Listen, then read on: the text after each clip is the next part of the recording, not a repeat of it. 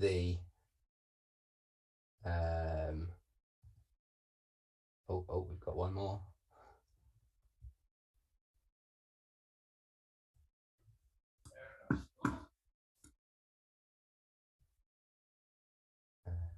Am I going to pick a bowling team? Can't decide.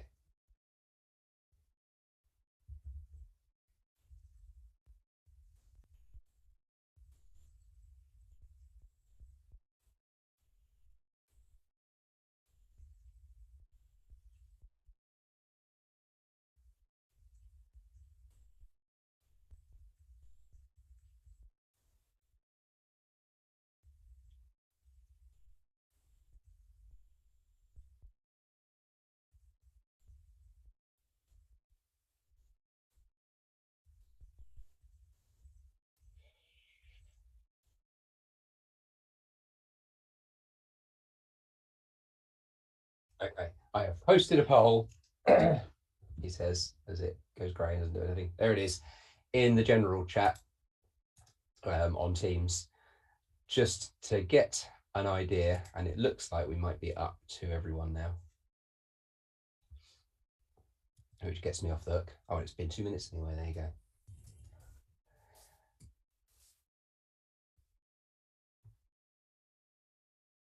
Oh, of course, there's one of each. So I'm going to do my recap bit while you fill in that poll. So we've covered day one already. I don't think there's a reason to recap. So we'll just concentrate on day two. And we'd started Windows already on day one. We did the enumeration stuff and got us to a point where we were aiming to Privesc. So start of day two, hopefully we had all successfully got Privesc up to a local admin on that Windows host, on that Windows 10 host. From there, we discovered that there were some additional limitations in place and things we still couldn't do, or some issues that we'd come up against while trying, things like AMSI. And so we looked at how we could bypass those so that we could run scripts beyond just the initial, we'd already run PowerUp, haven't we, at that point? So things like Mimikatz and so on. We got ourselves to a position where we were able to extract credentials from a number of different ways. We found some clear text credentials in LSASS. We found a hash that was stored in memory from an active process. From there, we started having a look around Active Directory and working out what privileges our users had. And we discovered that this Kevin user, whose hash we had some delegated rights over the region's organizational unit, which meant we were able to do things like add users and add users to certain groups if we were able to become Kevin. So we used pass the hash from Mimikatz in our instance to become Kevin. We escalated or moved within the users. I haven't, it's way back. Never mind. Moved across users. We found ourselves access to some shares, and from there we were able to access our flag, which was a certificate file. We then went on to do some lateral movement and pivoting. So we got a shell on our Windows host using the credits we already had, and established that there was another host, another network that we could access through that. So we pivoted through our Windows host and gained access to this other machine, which turned out to be the certificate authority for the domain. And from there, we discovered that there was a session owned by Godmode, the domain admin, and we were able to extract clear text credentials thanks to wdigest and a registry change that we'd made, which meant that those credentials are stored in the clear. We then looked at some persistence techniques and other post-exploitation stuff, and we had a look at things like DC sync. We had a look at read hijacking. We talked about a few other techniques as well, and ultimately got ourselves a 10-year golden ticket that we could use to re-add ourselves as domain admin anytime we liked.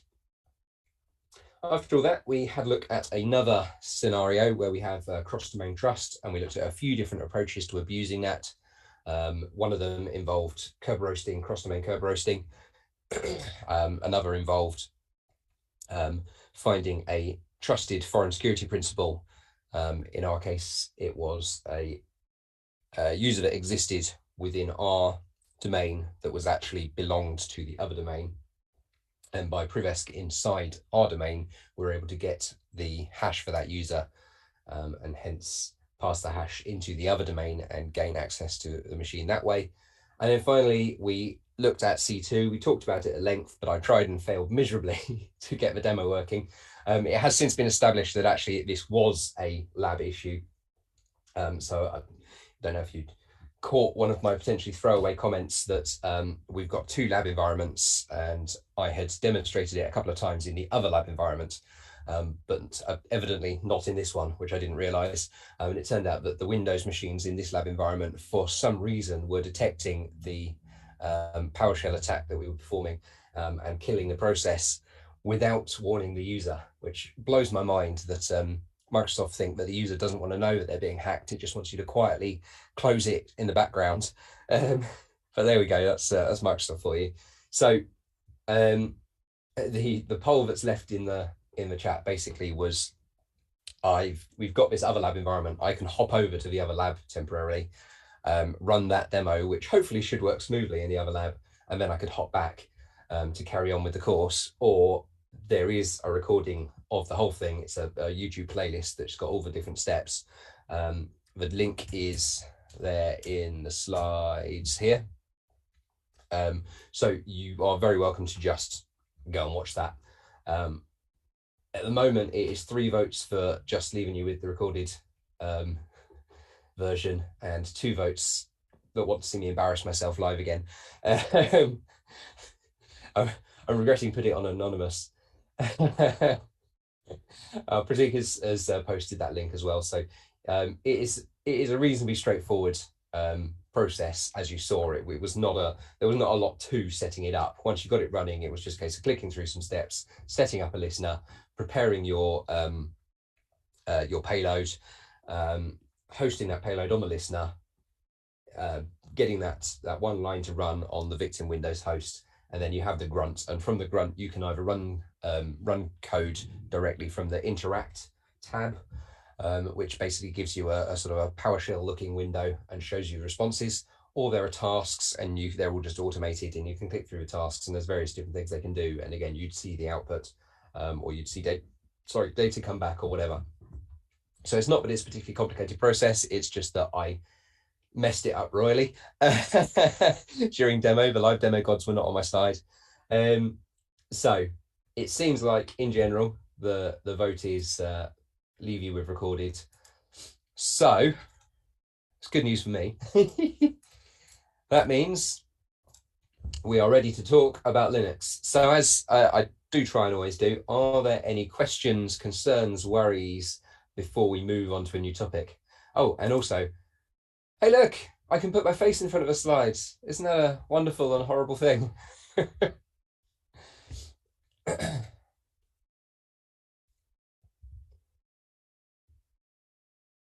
And I met with silence.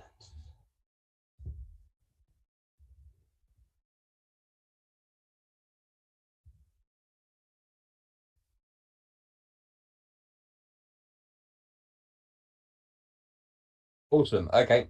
I'm going to assume that means you're happy. It's always a very brave thing to do, but I'm going with it. Just to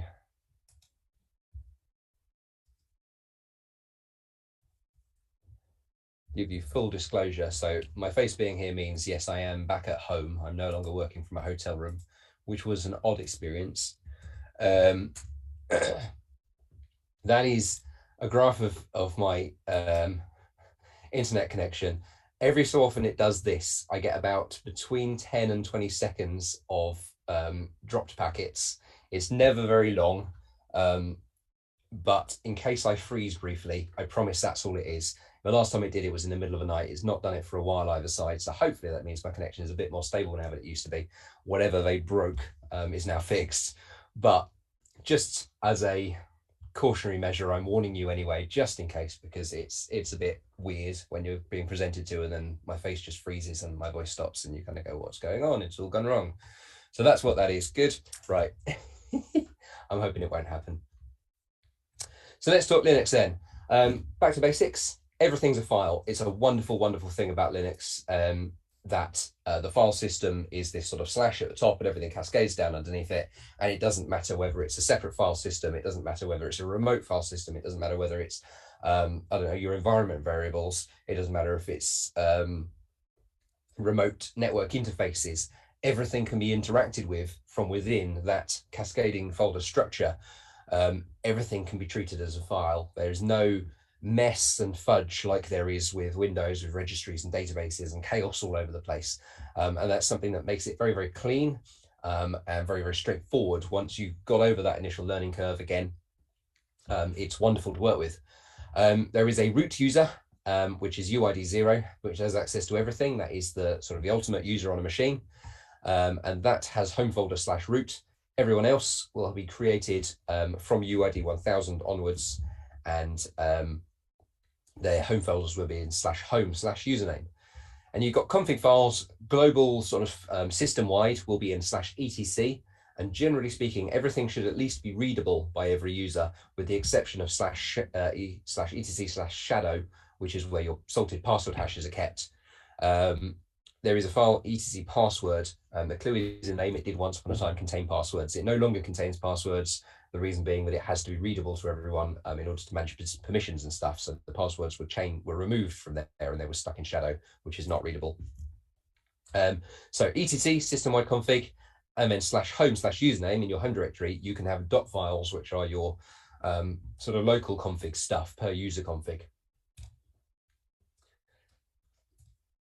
So we're going to begin with enumeration, head straight into exploitation. Much like we talked about the null session, let's talk old times. Let's talk about an ancient tool called Finger. So once upon a time, this was a tool that was used for sort of getting a status update from a device / user of that device. So it listens on TCP port 79, and basically you could just finger a machine by typing finger and the IP address of the machine, or user at IP address of the machine, and it would give you a status update. It could tell you who's logged in, or it could tell you if a particular user is logged in. It would tell you a little bit about that user. It might tell you their status, their email address, their name, if that's configured to do so. You could also set up .project and .plan files in your home directory, which would sometimes give juicy information away. And it was kind of a way of making it so that someone could check what you were doing without having to actually speak to you, because human interaction is horrible, I suppose. Realistically, these days, you're not going to see Finger. So much like with the null session, we're sort of left wondering how we're going to do user enumeration. And once again, it's going to be a case of we're going to look for sort of verbose error messages, or the absence of an error message in this case. So this is an issue that affected OpenSSH up until version 7.4. So it is now fixed, but similar issues do come along. But basically what we can do is we can send a deliberately malformed packet. So a normal behavior over OpenSSH is that you attempt to authenticate, you give it your username and you give it your authentication credentials, whether that's your password or your SSH key or whatever it is. And if they're not valid, you get user auth failure. If they are valid, you get authenticated. It's not meant to give you a different response, depending on whether your username is valid or not. It's sensibly designed not to give that verbose error message. However, if we send a deliberately malformed packet, if we send an invalid username, we will be immediately blocked. We will be immediately told user auth failure. But if we send a valid username, it will make it past that authentication step before failing catastrophically, and our connection will be terminated completely.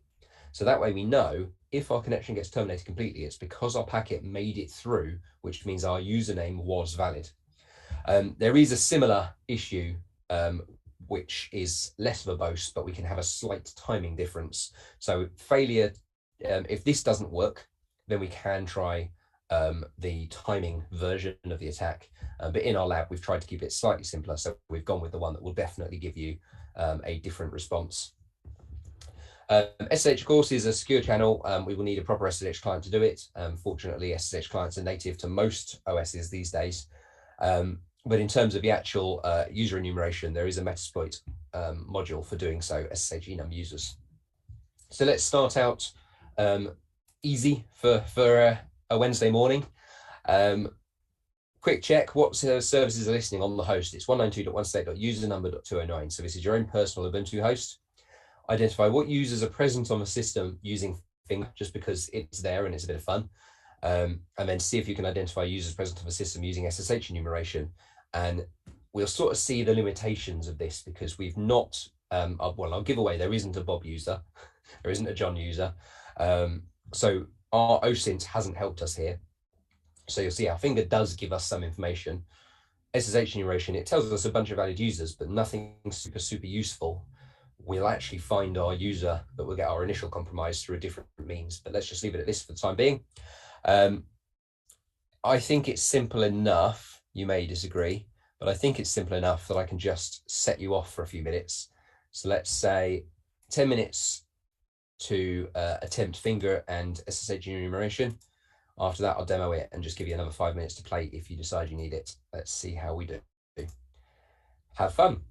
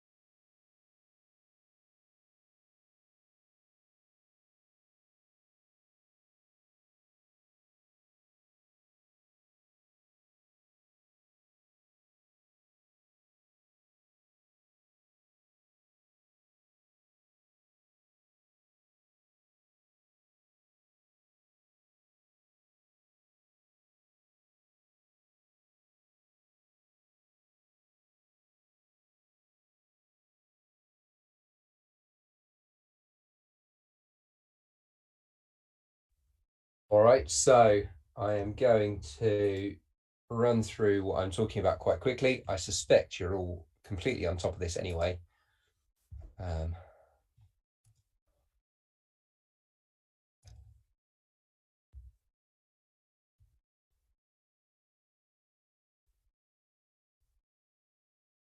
so, connect to the lab, that'll help.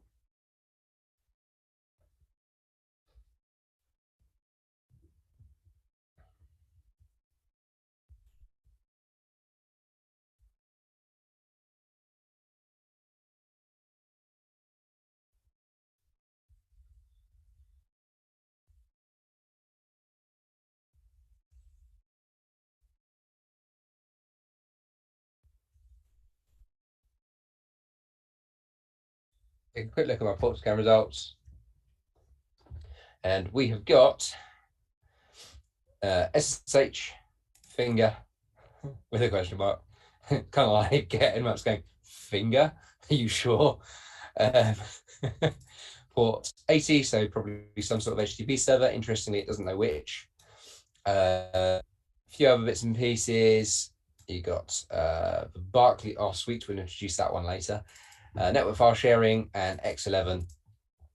So, just because we can, let's have a quick play with finger. And if I finger root at 192 state username 209, because I know that root is going to exist, it's a root user, it has to be there. We get confirmation root exists. It can log in. It's allowed a shell. So that's effectively the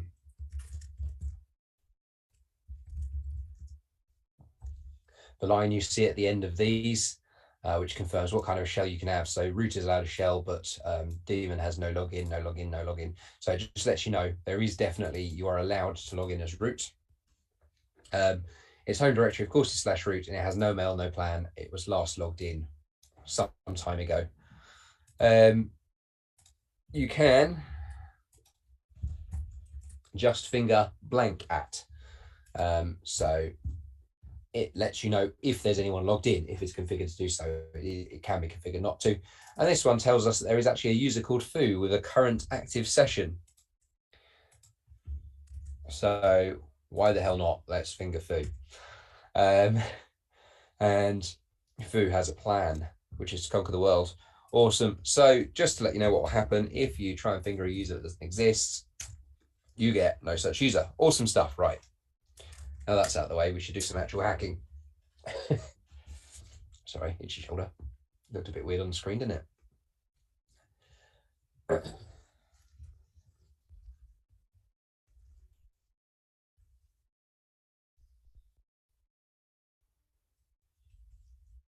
So I'm going to use module auxiliary scanner SSH enum users. And in case you care, oops, info. It uses a malform packet or a timing attack to enumerate users on OpenSSH. So if the malform packet attack fails, it can use a timing attack. But we are going to go with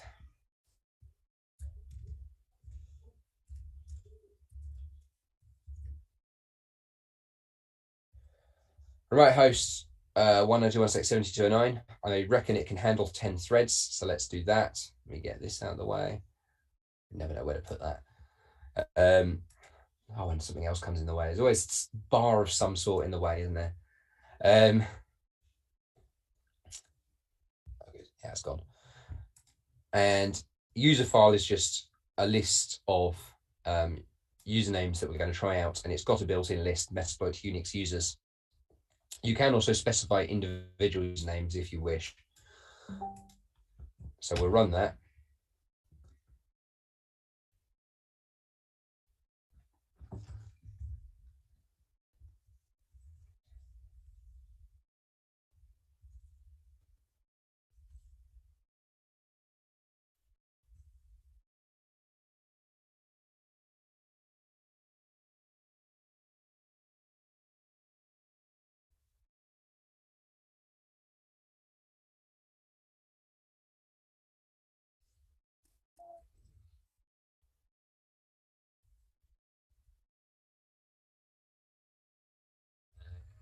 you can see that it's not very, very nice readable output, but we've got minuses next to ones it doesn't find, and we've got pluses next to ones it does find. You can take my word for it if it's easier. There is nothing super interesting here. These are all sort of system service accounts. One thing it does confirm, things like there is a www data account. It lets us know a couple of other services I can never find when I want them. There are a couple of accounts that confirm the name of the service, which can be useful information. However, nothing super useful.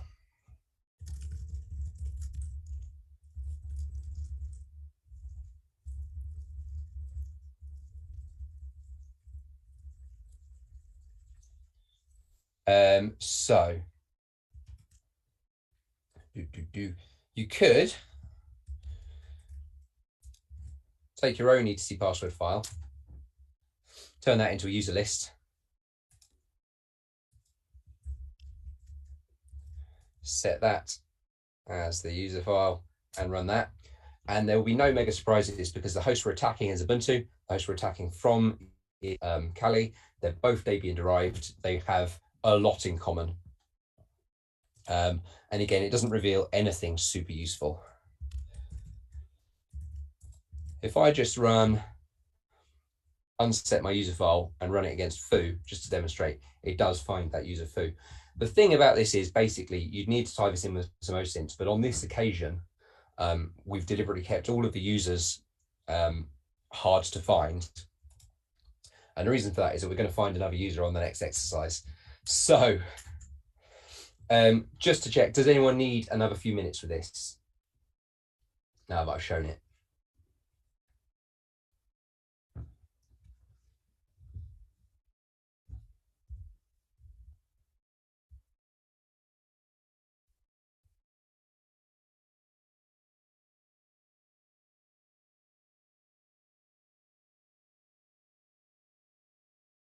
Just on that deafening silence.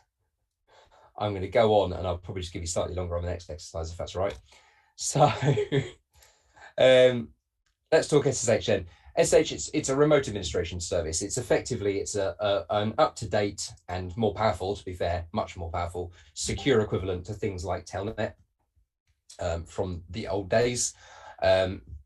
It's got strong authentication. It allows data encryption, various other things. Generally, authentication is most widely deployed is password based still. So when you first set it up, it's just you use the same username and password that you would use to log into a system, and you just enable and disable users for SSH. You can, however, configure it to be key-based, host-based. You can use GSS API. You can use your PAN modules. I, for example, had an SSH server a while back that if I was at my office address, i.e. I was connecting from my office IP address, it would just allow me to authenticate using my SSH key pair.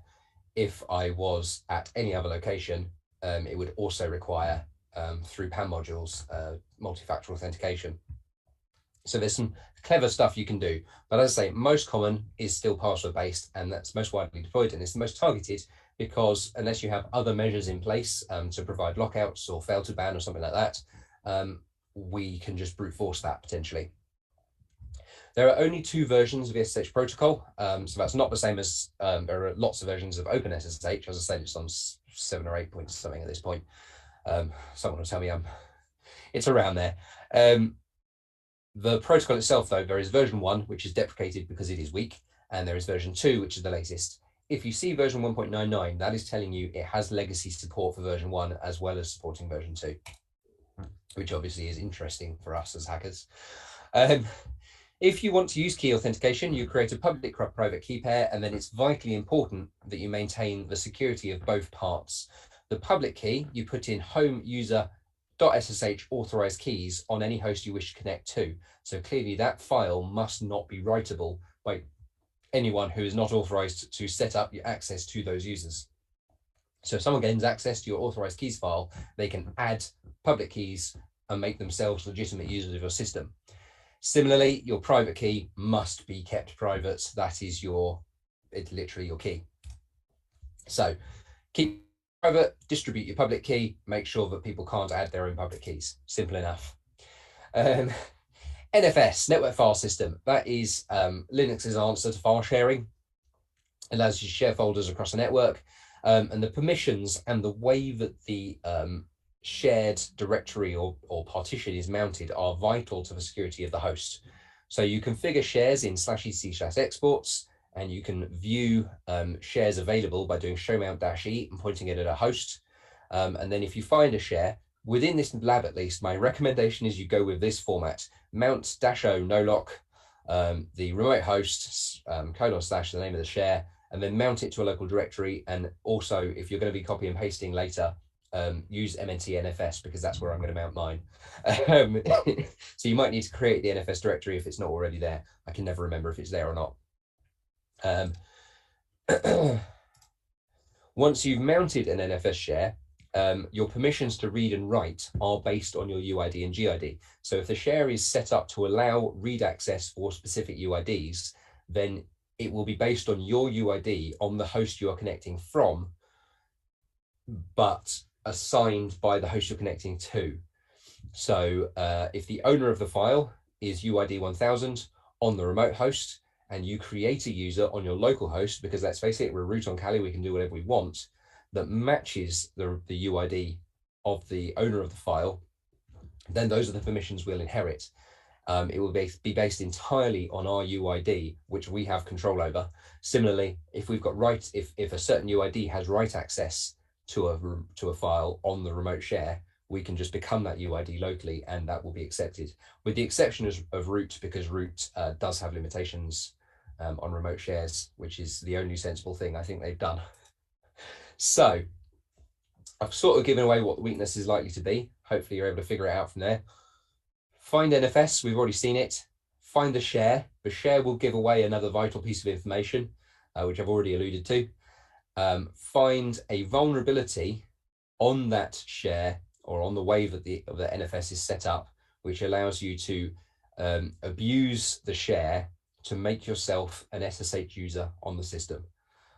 Once again, I think that is clear enough from the slides and my explanation that I'm not going to demo it straight away. I want you to, it's an early exercise. It's not a hugely difficult one, hopefully. I'm going to put 10 minutes up, and then I'll demonstrate it, and then I'll give you another 10 minutes just to make sure that everyone is able to do it and is able to get access as that user. Because once again, we will be chaining up from this point onwards. So have fun for 10 minutes, and then I will demo.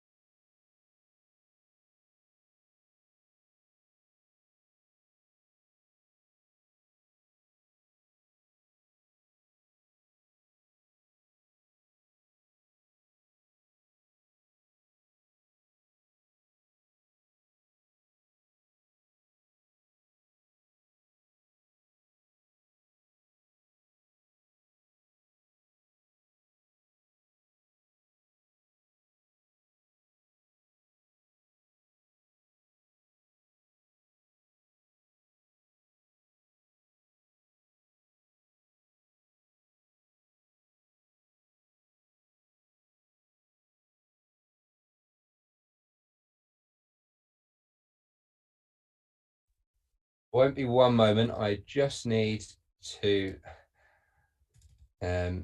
revert a machine that doesn't seem to be working right.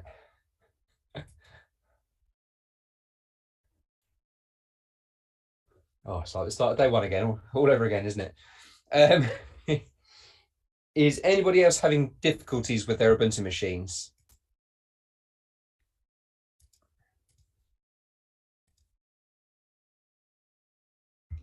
In what way, Anthony? Is it not responding to ping, or are you finding that there's stuff already on it that shouldn't be there? No, I think so. Okay. Well, not for So me anyway. that one was reverted, but that one was only turned on. Okay, let's revert that.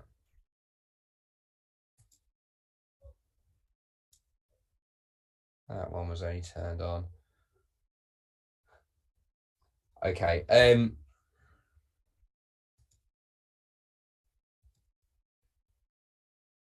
one was reverted.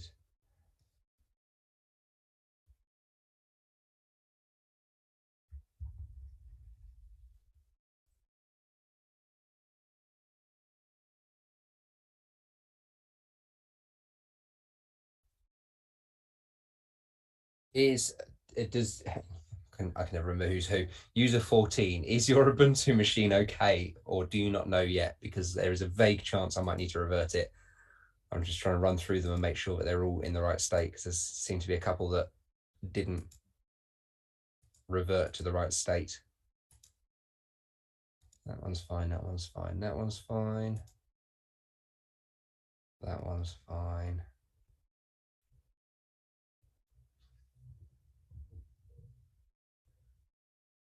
That one's fine.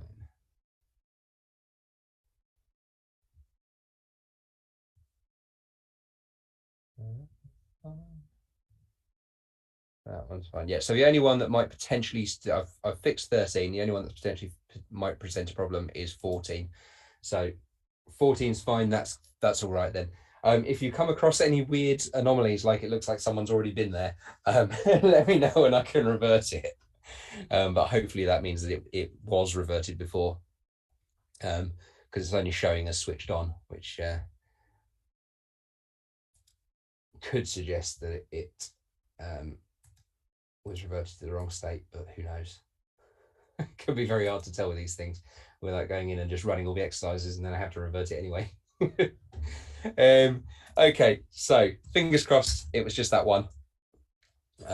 All the others certainly should be fine. The only one I was worried about was 14, so that's all right. So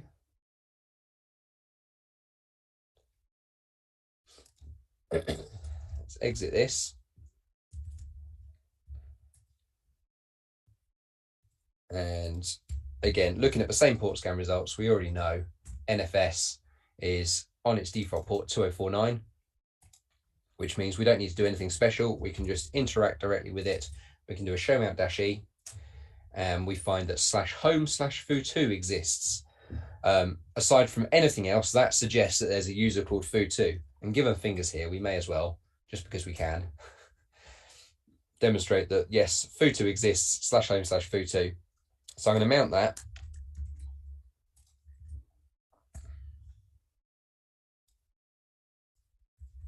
To MNT NFS.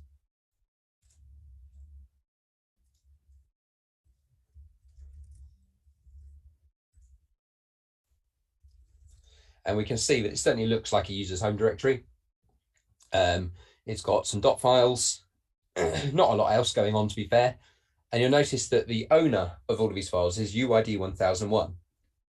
Now, given that this is a home directory clearly belonging to foo2, it is not a huge stretch to imagine that UID 1001 is probably foo2 on this remote system. It doesn't actually matter that much, because all we need is a matching UID. We could call that user whatever we want. For simplicity, I'm going to create a user called foo2. But the important part is that the UID is 1001. So that's what I'm going to do. I'm going to add user UID 1001. And I'm just going to call it foo2 for my own sanity. But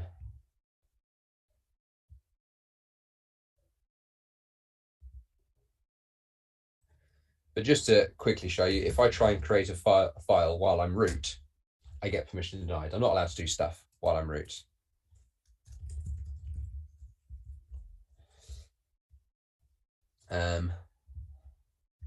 So adding my user, if I now do an LSLA, because I've created a user with UID 1001, Bash automatically lists that as foo2 now. If you ever want to see the UIDs again, just add an N to the end and you can see it. So one last thing before I start doing stuff as foo2, I'm going to generate an SSH key pair as root. Please try and remember, 1, to do it as root, and 2, that you did it as root, because this is one of the biggest causes of confusion a bit later. So I'm creating a key while I'm root. Doesn't matter where you save it, but I'm putting mine in /root/key. And I'm going to take the public key, and I'm just going to save that in a text editor on my desktop, because I'm going to use this quite a few times over the next day or so. And now I am ready to become foo2.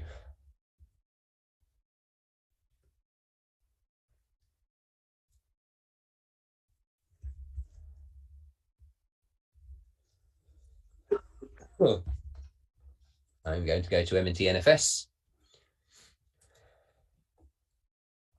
And because I am UID 1001 foo2, I can now do things like creating a file, and those files will appear and they will be owned by me, and the remote system won't have any idea that there is a difference.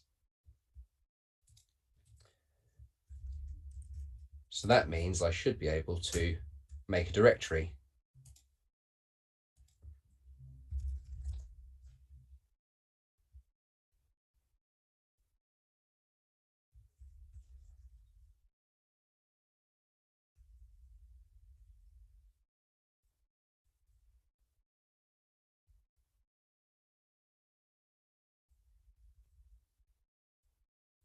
Multi-step process. I'm just putting together the line. There we go. And then I'm going to echo my SSH public key into M&T NFS.SSH authorized keys.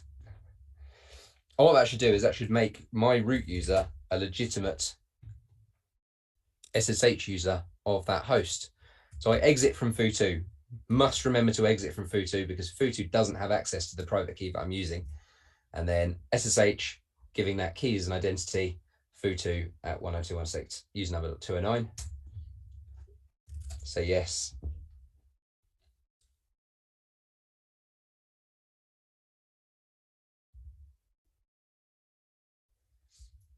And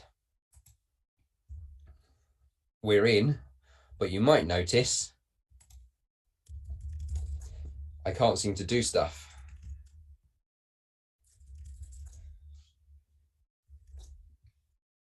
And those of you that are eagle-eyed will have spotted why quite quickly. It mentions rbash here a few times, and in fact, that is that this entire user is restricted to an rbash shell. So if you're familiar, you can get started on trying to break out of that. If you're not, the next section I will introduce restricted shells. We'll talk about them for a little bit, and then we'll give you another exercise. But for now, let's say 10 minutes. Yes, 10 minutes should be about right. 10 more minutes on this, just to make sure that everyone has got SSH access as foo2. If you're already there, then feel free to start looking into how to break out of rbash. Have fun.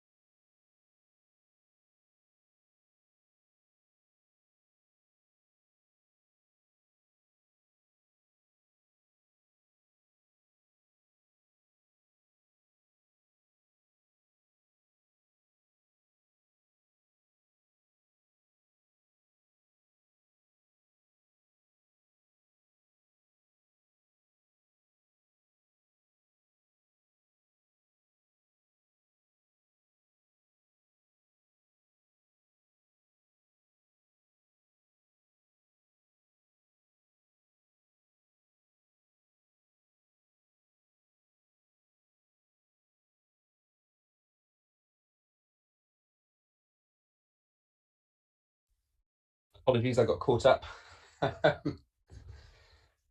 So, let me put my face up as well. Show my shame. So, as promised, let's do the quick bit on restricted shells. Here it is. And wasn't clicking. And then you get to break out of interest. Well, number one, actually, if anyone is having any trouble getting to this point, please reach out now.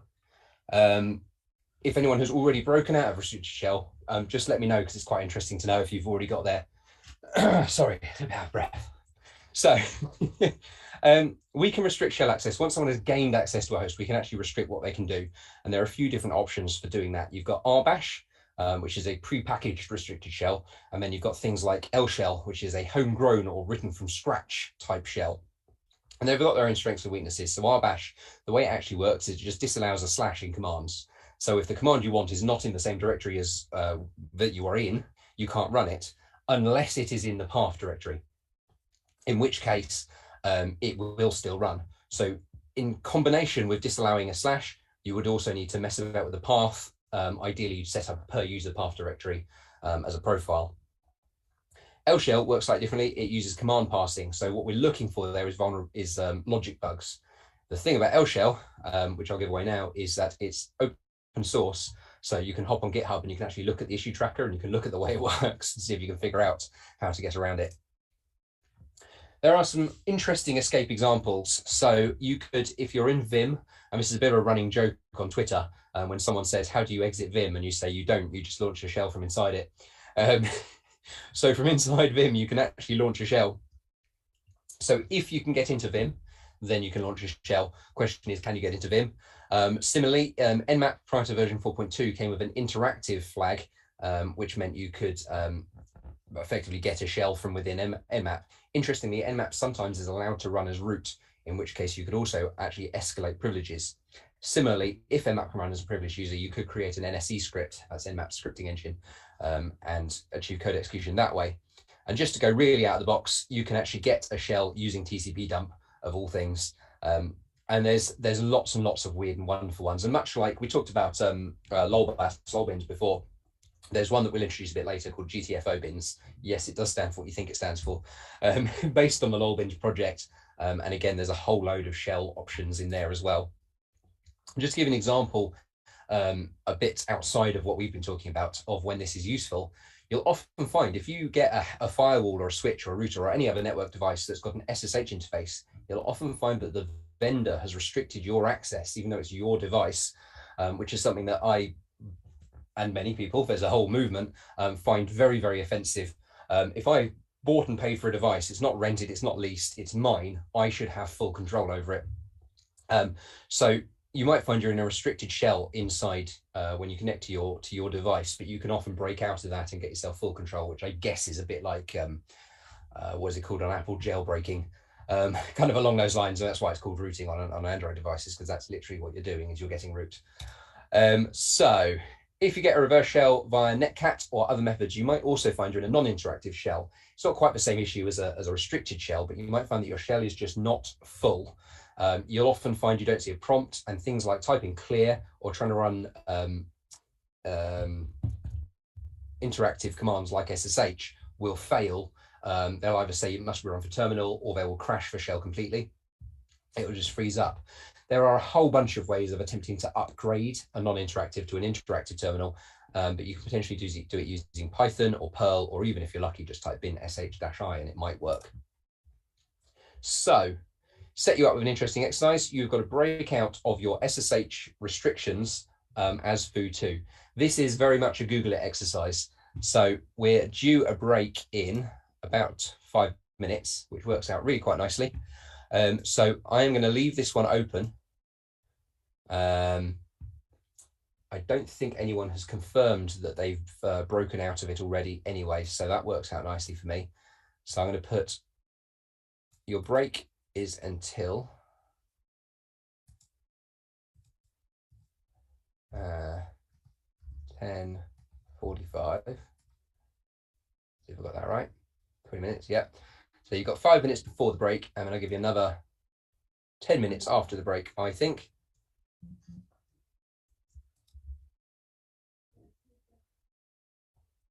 Done. There we go. So in total, you've got half an hour before I start talking again. This is very much a Google it exercise. See if you can find a way of breaking out of that SSH shell. And as a bonus, I think I've got at least 5 methods written down. So see how many you can find if you're someone who's absolutely smashing this exercise. And the goal is just to be able to run ifconfig as foo2 without any kind of restrictions in place. Good luck, have fun, and enjoy your break. We'll see you in a while.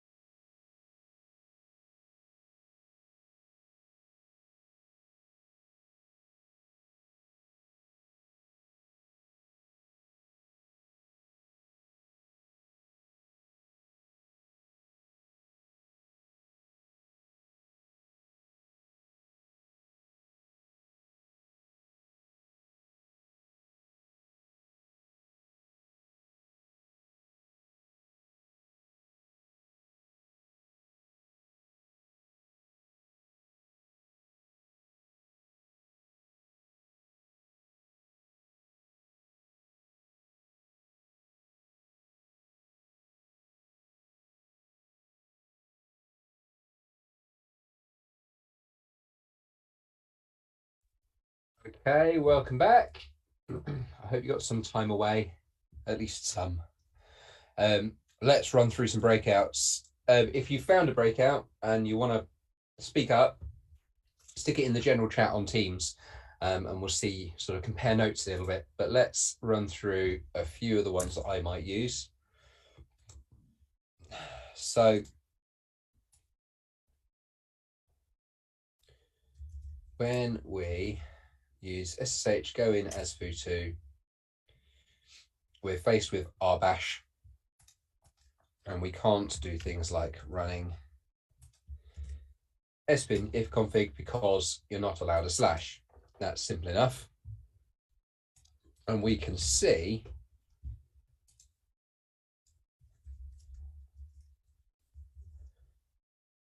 that in the .profile file in foo2's home directory, the path is restricted to just /home/foo2/bin /home/foo2/.local/bin, and that's about it.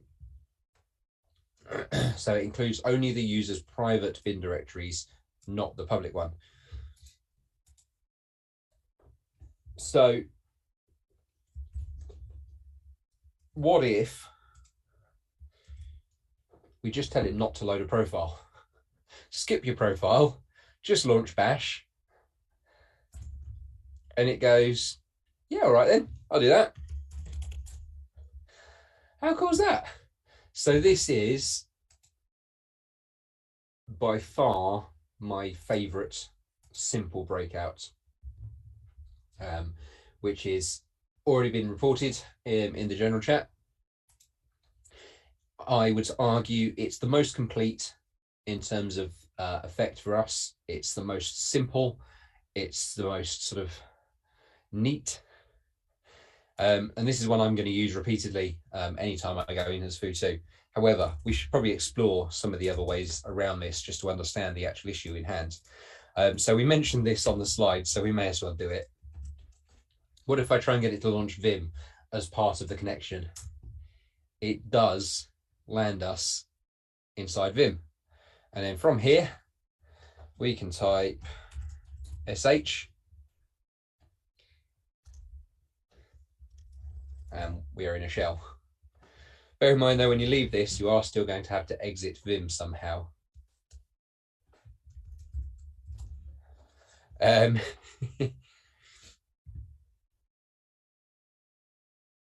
You can actually launch sh and bash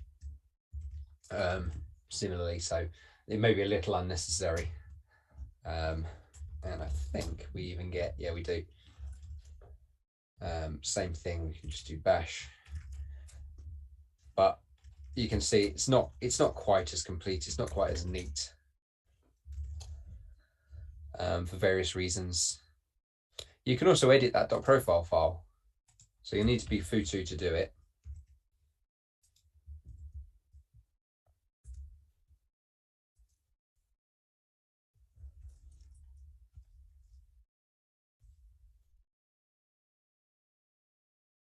We just need to add bin and sbin to the start of this.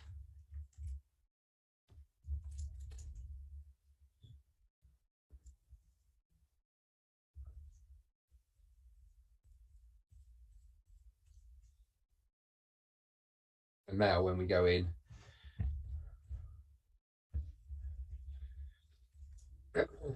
we'll still be in rbash, but we can now run stuff that's in those folders, but we still won't be able to change directory and things like that. So it's certainly not as complete a breakout as any of the others so far.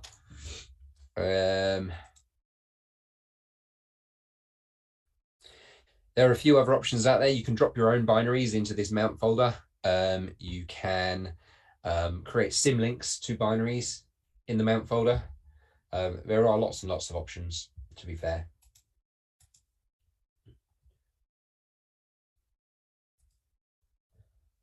But this is, as I say, by far my preference is just to go bash no profile. So no need for any more time on that. So we're going to go straight into trying to look at changing our user. So one of the things that we might be able to use is a thing called a suid file. That is what sudo is, in case you're wondering how this works.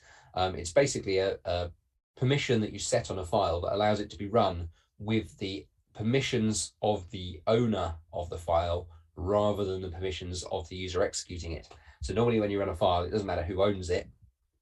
If you've got execute permissions on a file and you run it, it will run with your permissions. But when you run sudo, you're then able to run other things with root permissions. And that is simply because root owns sudo and sudo has this suid bit set.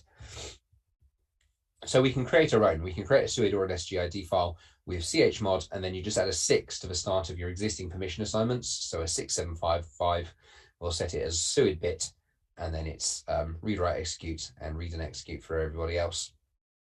Now, there's a couple of gotchas here. Interpreted code, so anything starting with a shebang, even if a suid bit is set, will never be executed with inherited privileges. So no scripts will work as suid files. Bash also drops privileges by default. It's not so much a security thing as to prevent accidental misuse of permissions. So you need to add a -p in order for a standard suid file to actually be run by bash with the permissions that you want. So you can see what we've done here, which is a massive hint towards what we're suggesting. We've got a copy of bash, which is owned by foo2, and then we've taken a copy of it, called it foobash. That's owned by foo, and that's got the suid bit set, which is why it's glowing red for danger. And that will potentially allow us to launch bash, but with foo's permissions rather than foo2's.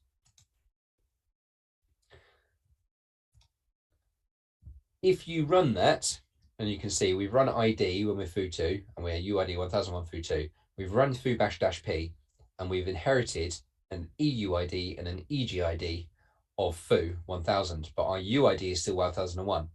And you can consider EUID to mean effective user ID. I don't know if that's actually the correct acronym, but it effectively, that's how it works. It's like an effective user ID. And if I get EUID of 0, I have the permissions of root, and it is game over. I've got everything. But while EUID is good, ideally, we'd actually get the full UID of our victim. And the reason for that is, for example, if you run sudo-l, you'll get a list of the allowed commands for the invoking user. That is derived based on your UID and not your EUID. So it's always worth going that extra step. For various reasons, it's always worth getting a UID. Fortunately for us, my colleague had written this rather neat little bit of C code, which we can compile on our victim host, which will read in our EUID and EGID and overwrite our UID and GID with those with that data. Just before we get to the exercise, I want to mention one other thing that you might come across, not in this example, but in a real world environment, which is AppArmor. It is a path-based mandatory access control system. It's kind of a bit like a watered down version of AppLocker, sort of. It enforces access control rules on programs rather than users, but it's basically all about path-based restrictions. So it's got an enforce mode and just a complain mode, but if it's in enforce mode, you'll basically find you can't run binaries if they are in locations that have been restricted. The profiles are stored in etc apparmor.d. They get loaded into the kernel at boot time, so if you make any changes, hello, cats come to see me. The joys of working at home. Anyone here a cat person? Yeah, I got 3. This one's a bit unusual. We've got 2 Maine Coons, but this one was stunted growth at birth, so she's like a mini Maine Coon by mistake.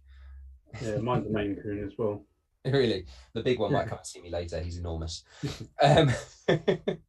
So if you do manage to make any changes, you'd need to force a reboot. Otherwise, your changes won't actually be recognized. So because it's path-based restrictions, an amusing bypass is that you can often just move the binaries. So you can usually read them, you just can't execute. So you can just move them somewhere else and then they'll still run. It's not necessarily as simple as that. There's often a bit about dependencies and absolute and relative file references and stuff like that. So you end up having to move all sorts of stuff. Go on, off you go. It won't leave. But yeah, it's an amusing bypass, even if not always as effective as we make it sound. All right, so our goal is to elevate to foo. So we already know just from messing about with Finger that there is a another user called foo. That user has some other stuff that we want to gain access to. More on that in a bit. But we want to elevate our permissions to foo, get SSH access as foo. So we're going to use the same trick that we did in 5.2. So if you SSH in as foo2, get around your RBAsh restrictions, figure out how to become foo. Don't stand on my keyboard. Figure out how to become foo. And then once you are foo within your SSH session as foo2, you'll be able to add yourself as an SSH user, so you can go directly in as foo. You will then find that there is a restriction, and you're going to need to find a way past that in order to get the output of pwn1.txt as foo using SSH. Oh, bless you. Okay. So, I'm not going to frustrate you for too long with this one, I think. We're starting to get towards the stuff that's not quite as straightforward. So I'm going to give you 10 minutes to get started. See if you can get some of the way there. After 10 minutes, I will demonstrate getting as far as having foo within our SSH session as foo2. Or maybe I'll get as far as SSHing in, and then I'll give you some more time after that, because you'll see that there are some more restrictions. Okay, hopefully that makes sense. Good luck and have fun.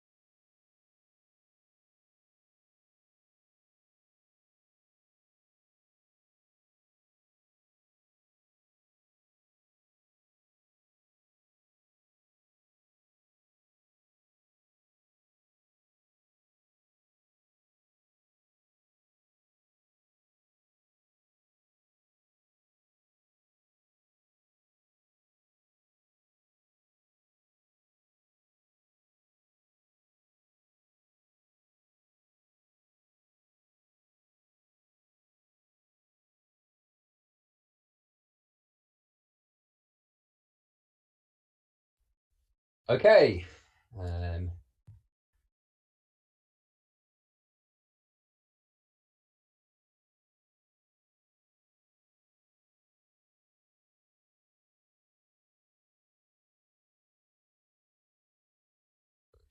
up on a conversation I've missed.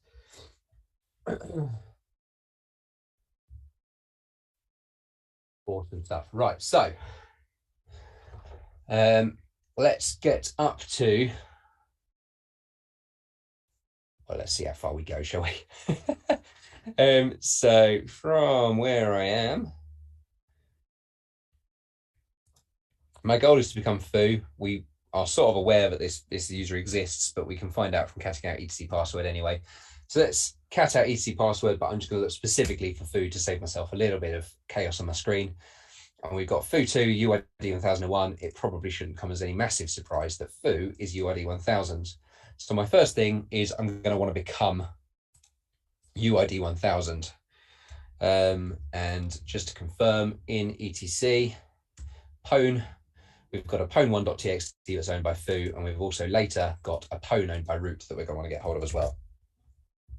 So hopefully, in my head, the first step is fairly obvious. If I'm wrong about that, then let me know. But in my head, it's fairly clear that that is going to be the first step, to do basically the same thing we already did, but this time we will become foo instead of foo2. And more importantly, UID 1000, because that is the owner of this file. So if I switch to foo, can I now create a file on MNT NFS? I can't, and that is because it's foo2's home directory and foo doesn't have write access to it. So that is going to be a problem.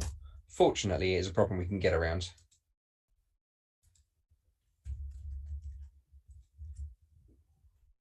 If I go back in as foo2, and I suspect this is going to be a oh moment for at least a couple of people, we make a directory. I'm going to call it exec. Again, I suggest if you want to copy paste commands later, you do the same, because that way you'll have the same structure as me. And I'm going to change the permissions on that so that anybody can write to it. Now, while I'm here, I am also going to take a copy of bin bash and put it in exec. The reason I'm doing that is because I want to create a foo bash file, just like we talked about on the slides. And it makes sense for me to use the local architecture for this victim machine, rather than assuming that the bash that I have on my Kali machine is going to match up. Theoretically, it probably will. I think they are similar-ish ages. Ubuntu is a bit older. This distribution is a bit older, I believe, than the Kali we're using. But they are both Debian derived. Probably it would work, but why risk it? So what we've got is the folder called exec. And inside exec, we've got a copy of bash owned by foo2. So we'll exit. We'll switch back to foo.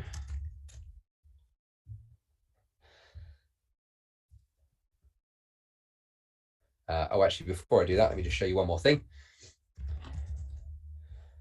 You might imagine, now that we've got permissions, that root can take a copy. But it turns out, although root can copy the file, it's not owned by root after it's been copied. It's owned by nobody. So that is not going to be any use to us, sadly. Okay, so let's become foo.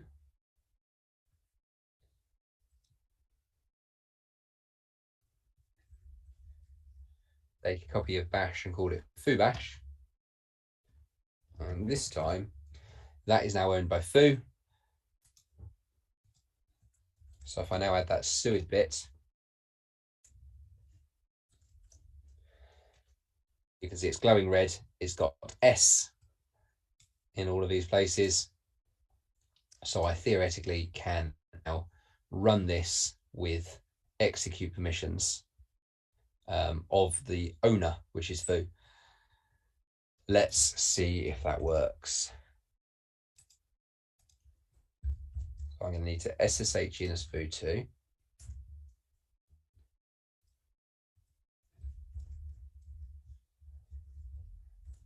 Go to exec. And if I run ID right now, I'm running as foo2. If I run foobash, I am still foo2. Hopefully you all realize why. Magic-P. Thanks, Bash, for protecting me from myself. And I've now got UID and, oh, get out of the way. There we go. UID and EUID. UID 1001, EUID 1000.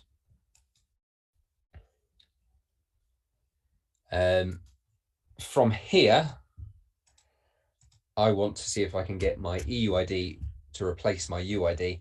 So the code for this is on the solutions portal. Please don't feel like you have to type this out manually from the slide. That would be horrible. I'm just going to create a uidswap.c file.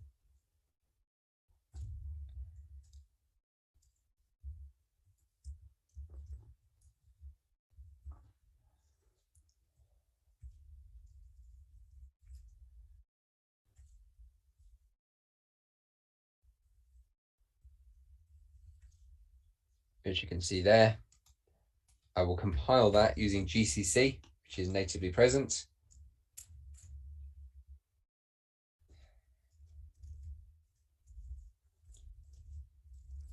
And then when I run it, you can see my prompt has changed yet again. And when I press ID, I'm UID 1000. Hooray! So the last thing is simple enough, almost last thing. I can now go to foo's home directory. We can see that there is not an SSH folder. So I'll make the SSH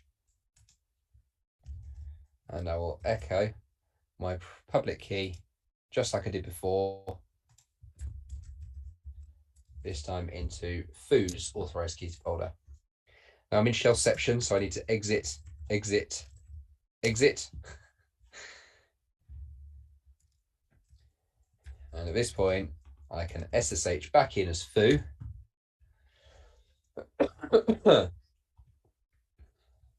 But, oh no, I'm in a limited shell.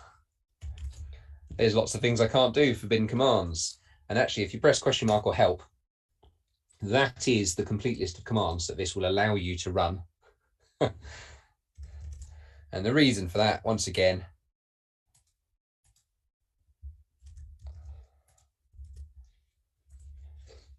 is that we're in L shell this time.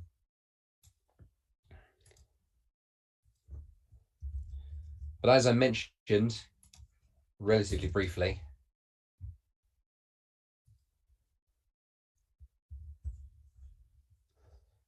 if you go to Gentoo's L shell repository, you can actually go to the issue tracker. And I mean, we don't need it to be an open issue. So we can just search for label security escape or things along those lines. And you'll see there's lots of interesting vulnerabilities. There are a few that are probably worth highlighting. Let's just dump those.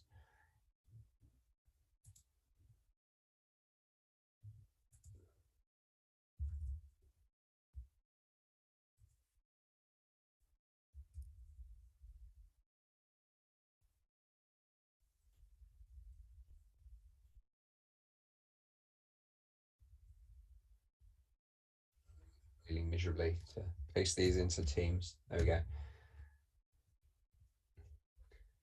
So there's some links in Teams you can have a look at to try and figure this out. I'm going to give you some more time now so that A, you can catch up on the stuff I just did, and then B, you can spend some time trying to work out how to break out of L shell. Remember, what you're looking for is a logic vulnerability, a logic flaw that allows you to break out of these restrictions, but you can only use those 7 commands.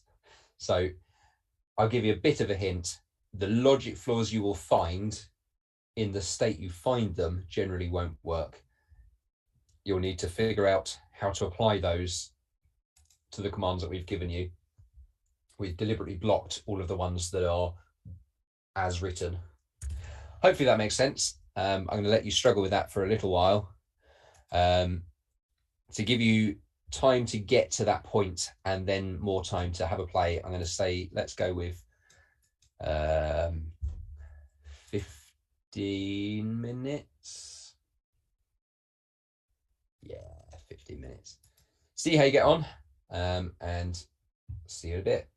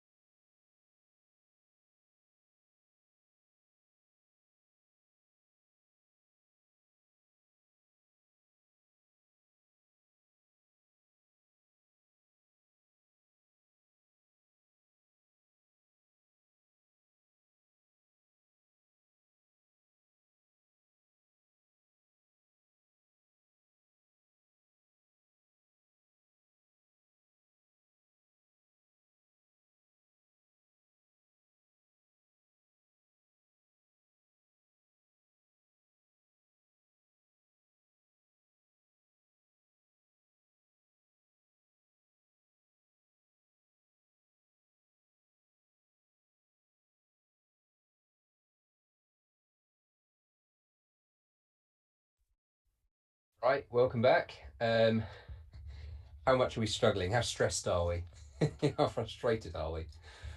So I took us as far as having SSH access as foo, but finding that actually foo is in L shell, and as another weird set of restrictions. So I'm going to hop back in. That's back. As foo, and reading from the list of potential security escapes that might work, we can try some of these. But as I said, the reason they won't work should become fairly obvious fairly quickly. Can I? Yes. So I'm going to run freedom using echo freedom and cd, some brackets, bash and cd. So that's the command we want to run that is obviously disallowed, but apparently encasing it in all of this stuff appears to make it work on some people's systems. But then as I run a few more, you'll start to see a bit of a pattern on both the way they're formatted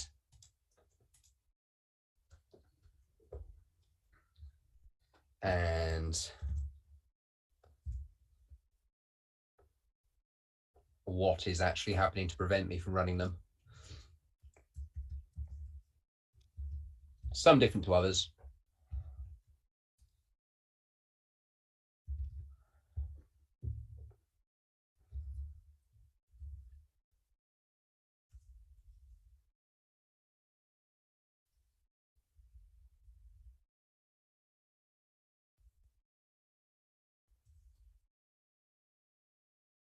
But all of them, the initial command is forbidden. So what we've done is we've ignored the logic.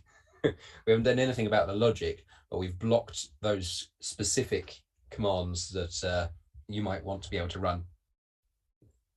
So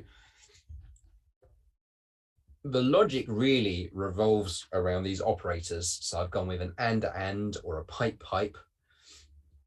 And basically they're Boolean operators. So they're saying, depending on the outcome of the first command, do something else. And it seems that L shell does not correctly process the same logic checks on the second half of the command as it does the first. That's pretty much all there is to it. So all we need is to work the same logic. We need to say, okay, if echo freedom and allows me to end up executing this, or if ls question mark pipe allows me to end up executing this, or just literally echo and lets me run this, what is the logic that we can exploit, and how can we apply that to one of these commands? Has anyone got an explanation that they could give that would make sense?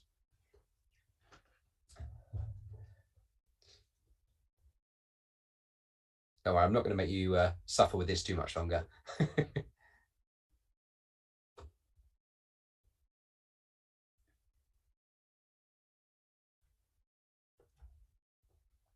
Any thoughts?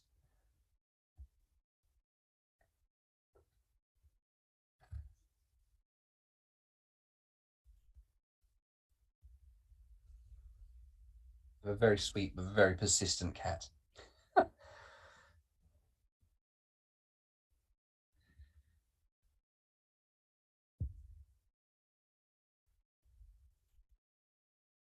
it's out of bounds, that's where they want to go.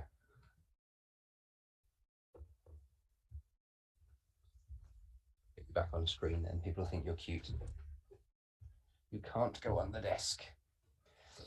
The joys of working from home, right? It's quite nice. I get the cuddles, but desperate to get on my desk.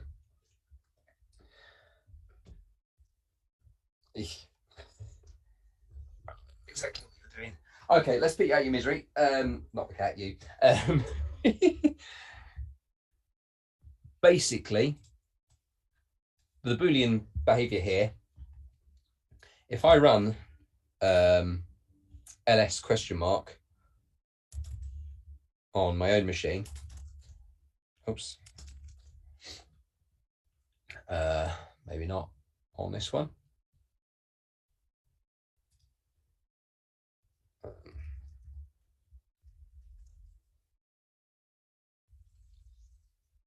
Cannot access, that's what I was after. Slightly different issue using ZSH. Cannot access question mark, no such file or directory. Which basically, that's an error. And when a binary exits with an error, it exits with an exit code other than 0. That's pretty much how that works. Similarly, if I run echo,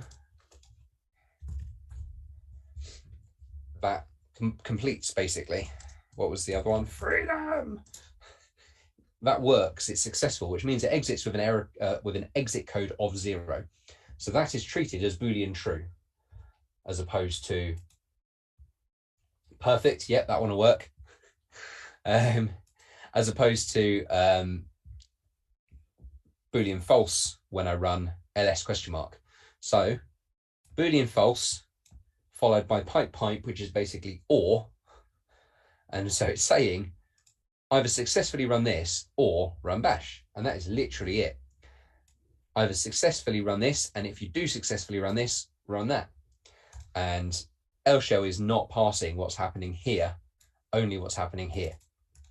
And that really is all there is to it. So as has been suggested, yep, there's a couple of good suggestions on there now. If I run xhost, I get unable to open display. So if I run xhost pipe, does that mean I can? Yes, it does. I've broken out.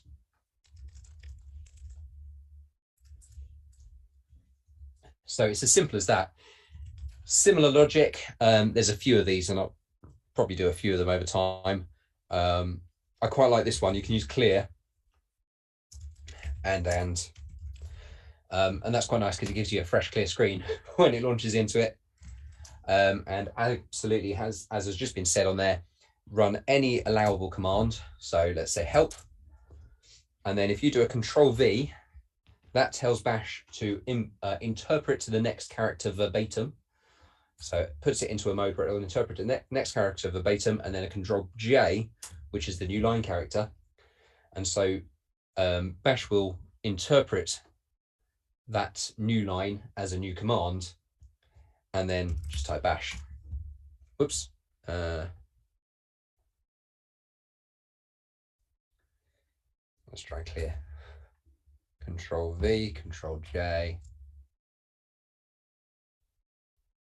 bash. Yeah, there it goes. So pretty cool. Various different options there, but that's how you would break out.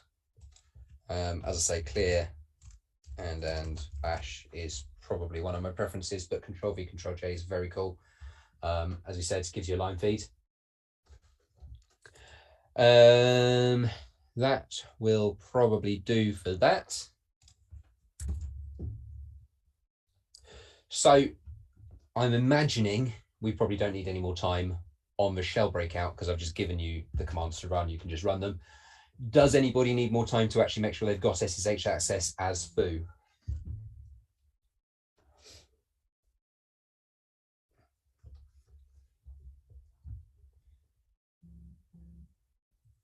Whoops. All right, I'm going to go with silence means you're happy, as I do. I mentioned GTFO bins earlier, so I've kind of already covered this to some extent, but I really like the way this is presented. So if you hop over to gtfobins.github.io, as I say, it was inspired by LawBins. It does stand for what you think it stands for, but it's not just for breakouts. It's using, again, natively present binaries that we hope are natively present at least for various different tasks, including interactive execution, reverse shells, bind shells, file write, file read, download, upload, all of that stuff. And it's really quite cool, some of the stuff you can do with very unexpected binaries. So do have a look at that if you're ever in the need of the ability to do some stuff that you can't do because you can't get the tools you want onto a system or whatever the reasoning. We move on. So SSH, bit of a minefield. It's not too bad. It's not that there's that many opportunities to mess it up. But fortunately for us, Mozilla have presented a handy guide along with an automated tool that you can use to scan your SSH configuration and fix your configuration along with their best practice guides. So if you are in any way responsible for any SSH service anywhere, strong suggestion you have a play with this because it's a brilliant tool. As far as NFS goes, there's quite a lot to this. So number one is actually not so much about the NFS share itself, but in fact the way the partition is mounted on the local system. So if you're sharing a directory on your main file system, there is always a decent chance someone is going to be able to do harm. Whereas if you create a separate partition and share that, then you can prevent suid and exec on that shared partition. So you mount the partition on your own machine as no suid, no exec before you share it. And then that way, when you share it, people who gain access, even if they do get write access to it, they're not going to be able to create suid files or executables. So that is a huge benefit. Definitely don't share your home directory or any directory that contains any kind of configuration or sensitive data or anything like that, because you need to assume that someone might be able to gain access and potentially write access to that. Ensure root squash is on, which is default. So root squash is what prevented us from doing stuff as root. It's why it assigned nobody when we attempted to copy. So that's the one good thing that I will say. But here's an example of your FS tab when you actually mount the partition, so that when you then share it, it's safe relatively. Next thing we're going to look at is R services. So this is the Barclay R suite, made up of RExec, RLogin, and RSH, listing on different ports. It's kind of an in-between ground between Telnet and SSH, I suppose. It's another set of remote administration tools with various problems. So there's no encryption, susceptible potentially to brute force, RSH connection can be spoofed. It does use a standard PAM module, so theoretically, in terms of authentication at least, it can be configured in a relatively secure way. However, access control can be overridden if you set up an etc host.equiv or a per user.rhost file. And the configuration in those files is very simple. If you type mypc space bob in host.equiv, that will mean that any user that identifies itself as being called Bob is allowed to connect to this host from any host that identifies itself with the host name mypc. Those are two things that we have control over from the connecting host, which means anyone can claim to be Bob on mypc. Similarly, even worse, you've got wildcards. So plus Bob means user identified as Bob can connect from any machine at all. Now, etc host.equiv does supersede .rhosts. So if you've got a host.equiv, then potentially you've got some settings made. So really quick exercise, just a bit of fun, really. There is a file managing authentication for our services on that host. You should be able to find it very easily, see what the permissions are, and then you should be able to gain access using our login to get connected. Shouldn't take long. I'm just going to give you 5 minutes to have a play without me, and then I will demonstrate doing it, and then we'll move on. It's not a super advanced exercise, so not one I'm going to spend too much time on. Have fun. See you in a moment.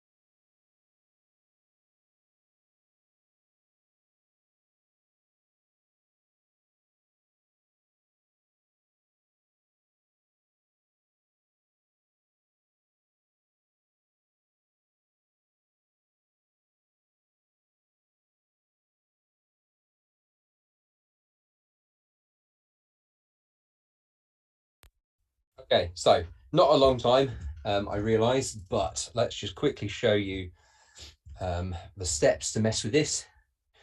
Incredibly straightforward. First thing I want to do is check whether this host.equib file exists. And in this case, it does, and it has +Bob configured. So we know that basically any user that identifies as Bob will be able to authenticate.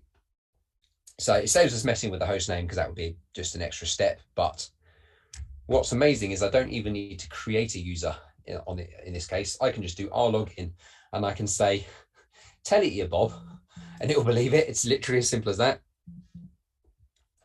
And then I want to log in as foo2. So I'm saying, tell it you're Bob, but connect as foo2, because Bob doesn't actually exist on this host. And it will. It does, however, launch you back into our bash, which is perhaps not quite as ideal.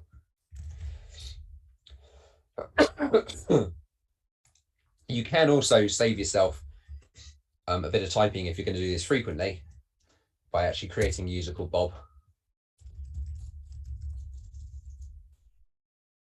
Become Bob.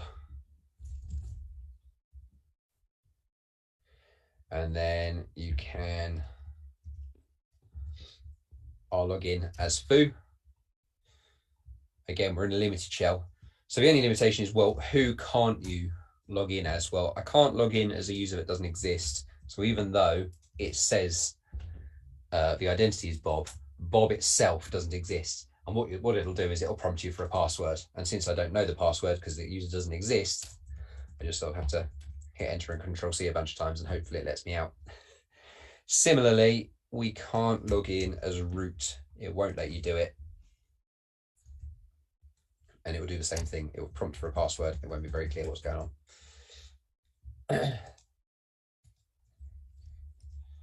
So let's go back in as foo. I use clear and bash.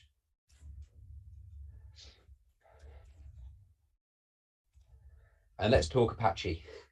So very, very widely known open source web server. It's kind of the base for the XAMPP and LAMP stacks. So it's very, very widely used. It is as susceptible as any other piece of software to issues that revolve around patching and configuration. But the thing that you're mainly going to find with Apache is around its modules. So the way Apache works is most of the support that it has isn't directly built into Apache itself, but added on using a support module. So it can support additional languages, and Apache tends to be used sort of, it's synonymous with PHP almost, but a PHP is a module. So it's not actually a sort of a default enabled functionality. You have to add it by enabling the PHP module. Similarly, there are modules like per user HTML directories and things like that. And it's those that are most likely to have the configuration issues that we can actually go and attack. So we'll start with user, basically meaning that a multi-user system can have a per user web root directory. So instead of us having, I think what's the default, like /var/www/public HTML, and then needing to give lots of people write access to that location, instead we can allow each user to run a website from their home folder. So you add user and generally the default is /home/username/public HTML, and that will be shared or accessed by hostname /username, and that will let you into whatever is inside that public HTML directory. So there's a bunch of areas that we probably want to investigate when it comes to sort of hardening, or rather has it been hardened of a web server. So the file system permissions. So for example, can we write to webroot? Can anyone write to webroot? Who is the process actually running as? Historically, Apache used to quite often run as root on the host. So if you compromised the Apache server, you actually had root access to the host. These days, it generally runs as that www data user, and that's got limited access. And then finally, what modules have been set up, what restrictions have been put in, what languages are enabled, and so on. Now, in the old days of PHP 5, we had an awesome tool called Sahozin. When PHP 7 came along, Sahozin never made it out of pre-alpha, and ultimately development was suspended. I like to think that's partially because someone else started building a tool called Snuffleupagus, and they just thought we can't compete with a name like that. So if you actually go onto the Sozin site now, it says, sadly, development's been suspended pre-alpha. We recommend this alternative tool, Snuffleupagus. And I just like saying Snuffleupagus over and over again. So we can also go the manual route, and we can limit options via the php.ini. And in particular, you'll probably be interested in the disabled functions and disabled classes variables. However, this is no longer the case, but until I think it was about 2 years ago, the official advice on the OWASP cheat sheet for PHP config was to set your disable functions like this. Does anyone see what's wrong with this and why they ultimately had to fix it after we made fun of them for several years?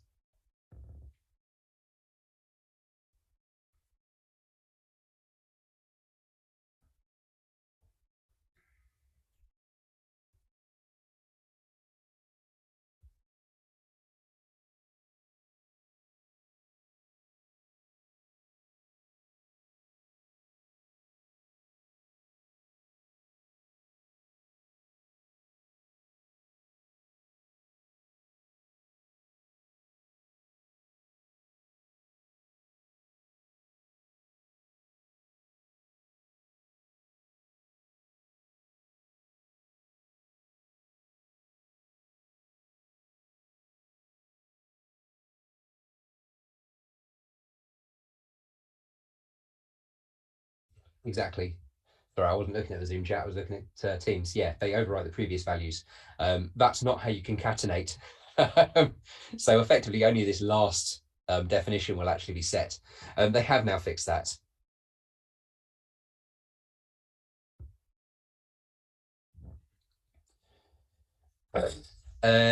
So there are a bunch of functions that we will look for to see if they're enabled.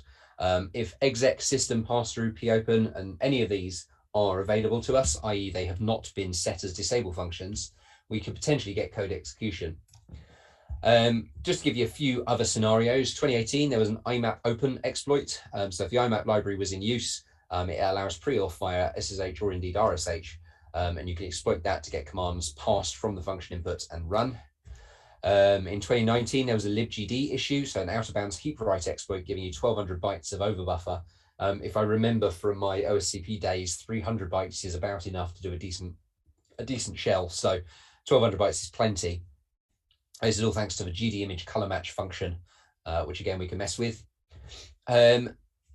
More on the sort of feature abuse side of things, rather than looking at missing patches, you've got a feature called putenv.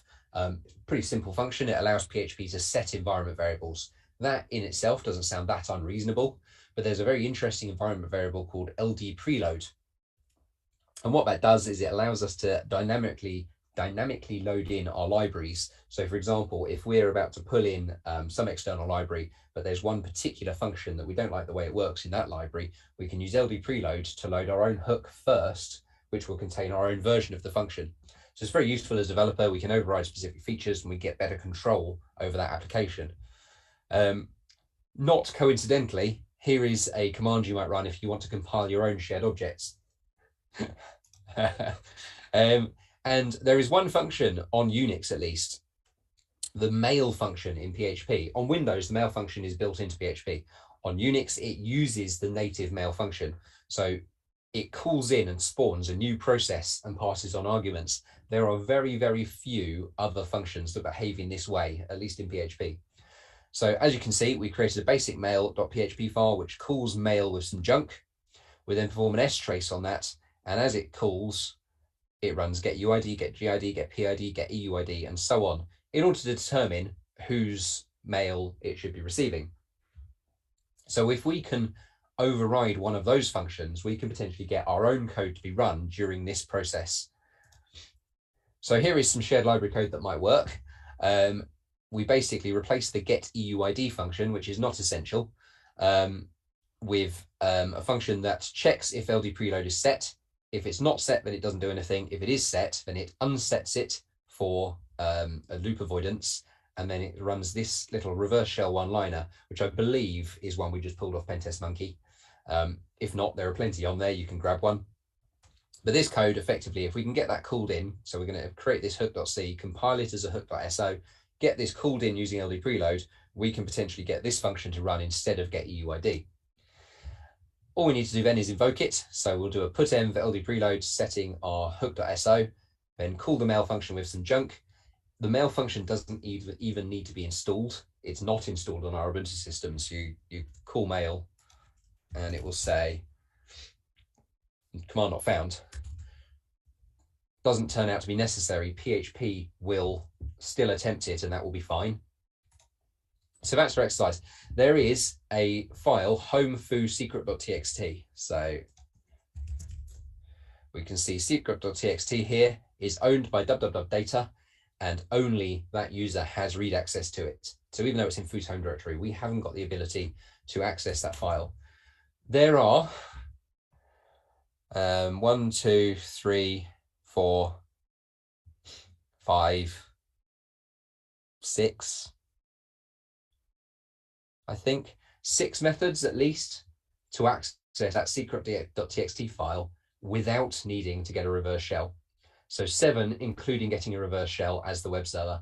So I'd like to find as many ways as you can to access secret.txt, or at least find one way to begin with, then find a way to get a reverse shell as www.data, and then find as many more vectors for retrieving that file as you possibly can. So there's a fair few options. I'll give you a while. What time are we on? Blimey, time's flying today. I'm going to give you till after lunch then. And then I will demonstrate a couple of methods and the reverse shell, and then I'll give you some more time if you want it. So lunch is until then, which is what, an hour and 17? Yeah. So then I'll give you just a few more minutes. So you've got about, well, yeah, you've got about 18 minutes now, followed by an hour of lunch, followed by another 5 minutes after. So in total, an hour and 22 minutes. I don't mind if you take lunch straight away, or if you work on this for an hour and then just take a lunch. It's just entirely up to you. However, please do make sure you get some time away from your screens. In an hour and 21 minutes and a half, I will demonstrate. Otherwise, the time is yours. Have fun. Good luck.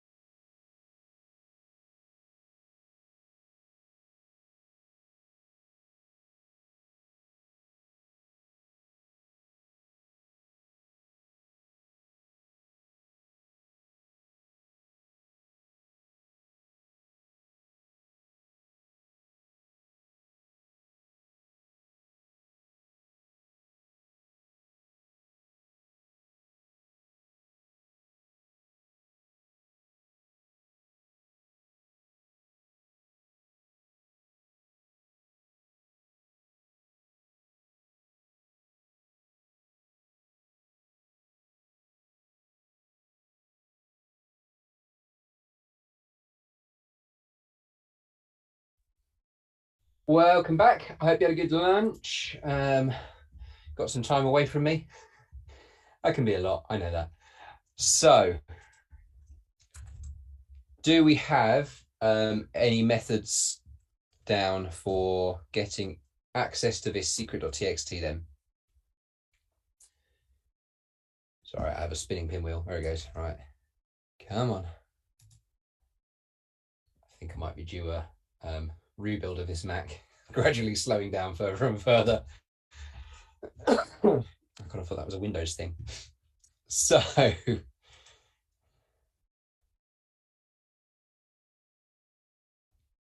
let's start. Of course, if we attempt to read it right now, we can't. We're going to try and cat it out and we get permission denied. So the reason being, it's owned by www.data. So let's take a look at the mods enabled.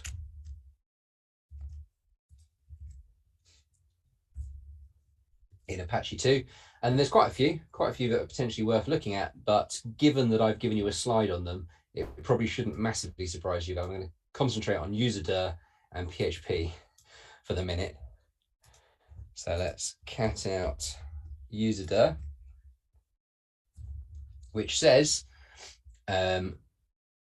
we have a public HTML directory, and it is in /home/username/public HTML. Allows get and post. It's pretty much straightforward stuff. We have it enabled. That's the important thing. And if we take a look at PHP, we can see, again, a standard set of options, but what's quite interesting is that running PHP scripts in user directories is actually disabled by default. So even if you've got PHP enabled, default behavior is you're not allowed to use it in user directories. However, you can comment out these lines to enable it, and they have been commented out, which means userdir PHP has been actively enabled on this machine. So let's make a public HTML directory and stick a PHP file inside it that says test, and see if we can access it.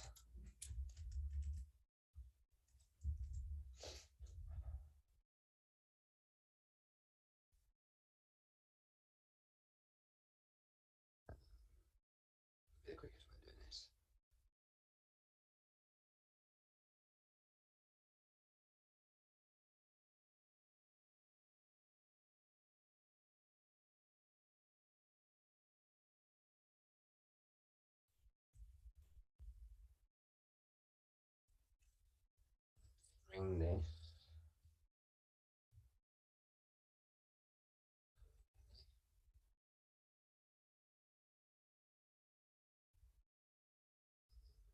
Down in the corner in front of my face.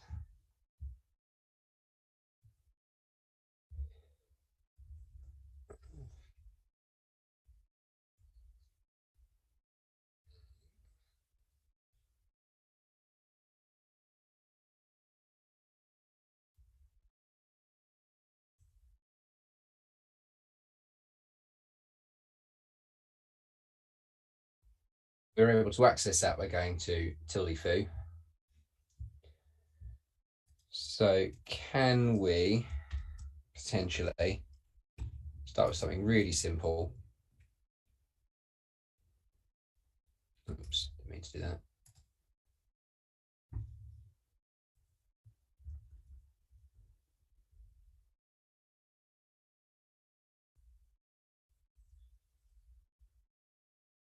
Try running a PHP system function and cat out secret.txt.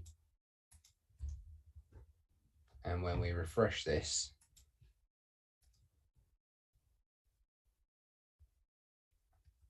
it's a no-go, doesn't work, nothing coming up. Why could that possibly be?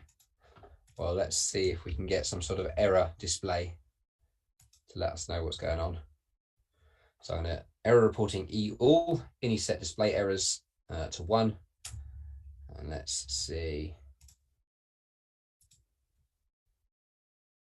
And there's our explanation. System has been disabled for security reasons. So at this point, we probably want to go and check out php.ini. And I've looked for the disable function line, and there's a pretty exhaustive list here. It covers quite a lot of ground. So now we're just looking for anything missing from this list. And there are a couple of options here. You have got a read file. So we could try read file, home secret.exe. And that one works. And the answer to the ultimate question of life, the universe, everything is 42. But what else is there? Very similar to read file, there's one called include, which actually achieves the same thing in this context, which I think is quite cool. So I refresh and it's the same. We've got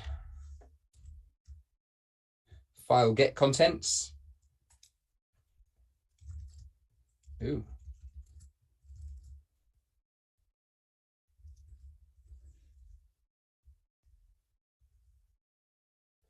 We do a file equals file get contents secret.txt and then echo file. Save that.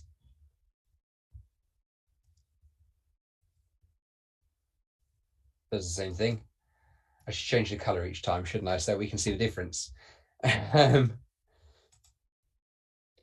So I'm going to count those as one method. Those three operate much the same.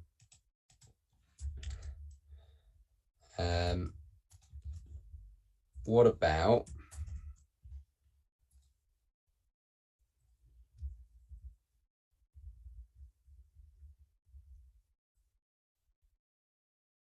we can do a my file equals fopen secret.txt and then use fread to read it out and then fclose.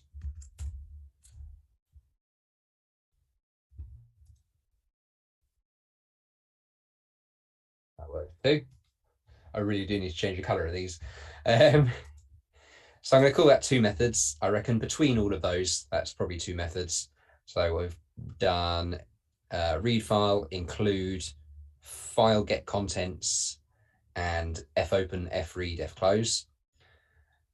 This one's definitely significantly different, and I really like this one as a method.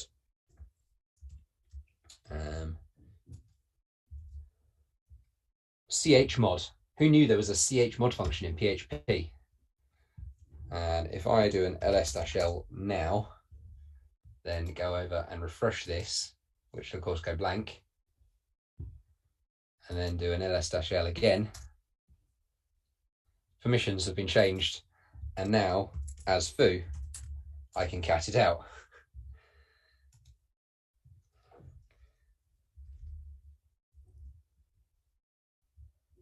Another method that works is instead of creating a public HTML directory, I can create a symlink to public HTML.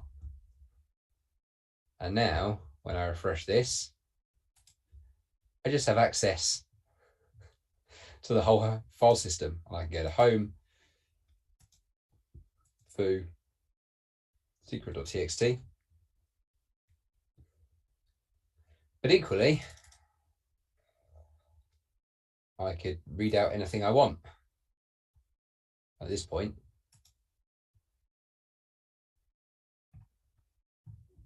Or indeed have any PHP I want executed.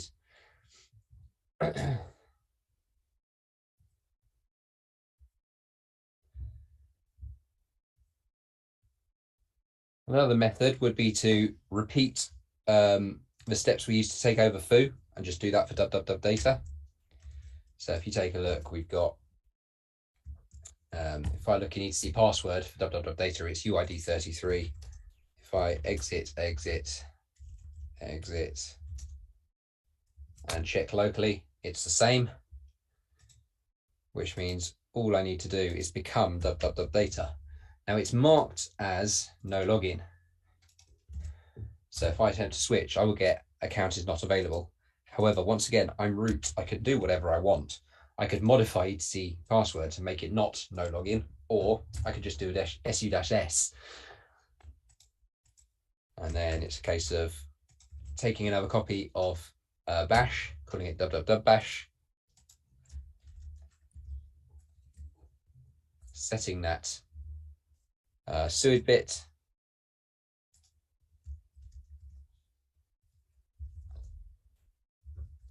We've now got 2 glowing red. Go back in as, well, whoever, but Futu seems like the obvious.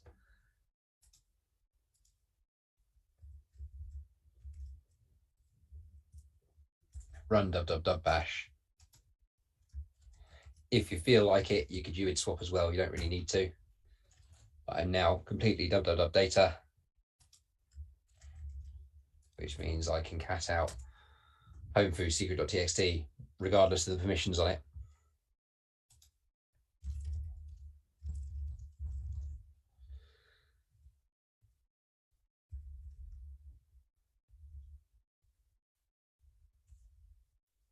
Lots and lots of options, entirely up to you which you prefer. I'm going to go back in as foo and break out. And the last thing I'm going to do is remove and remake public HTML, because it's currently a symlink rather than a folder. And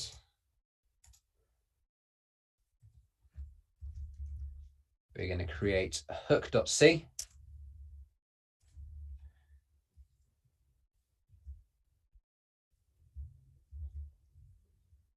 which looks like this.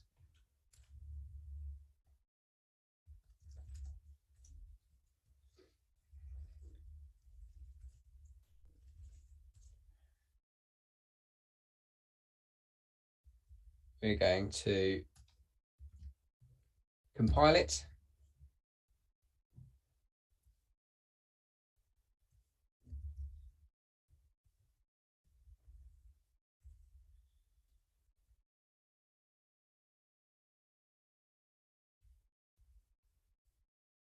We're going to make index.php.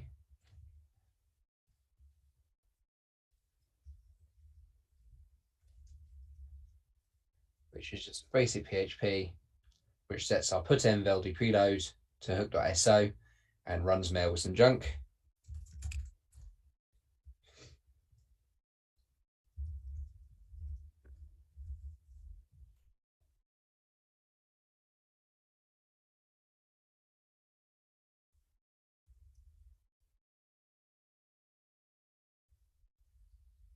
As I said before, mail isn't even installed, doesn't need to be.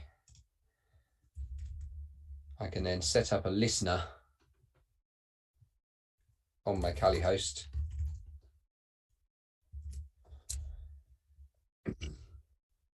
And all I need to do is browse to the file.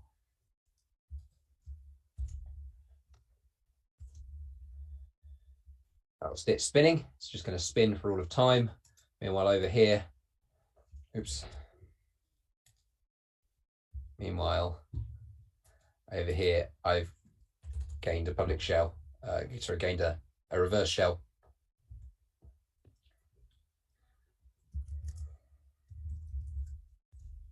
I can cat out secret.txt.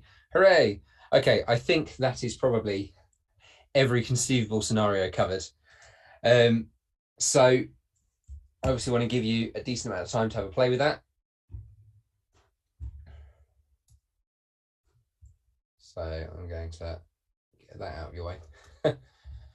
Put another, should we think 10 minutes is enough? No, probably not. Let's go with another 15 minutes to play with all of the scenarios I've just run through.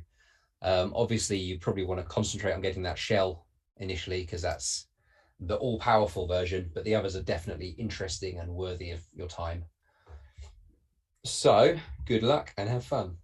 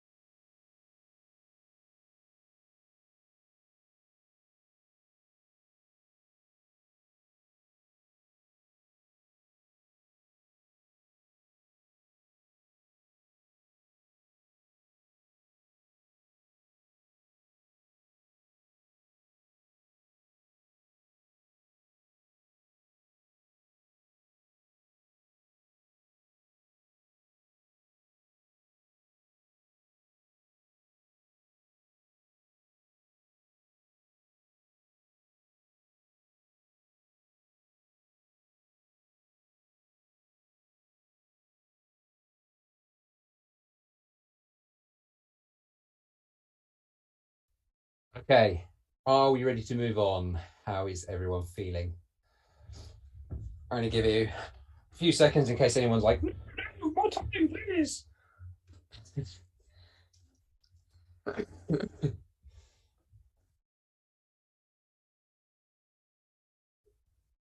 Silence. Either a good silence or a bad silence. It's very hard to know.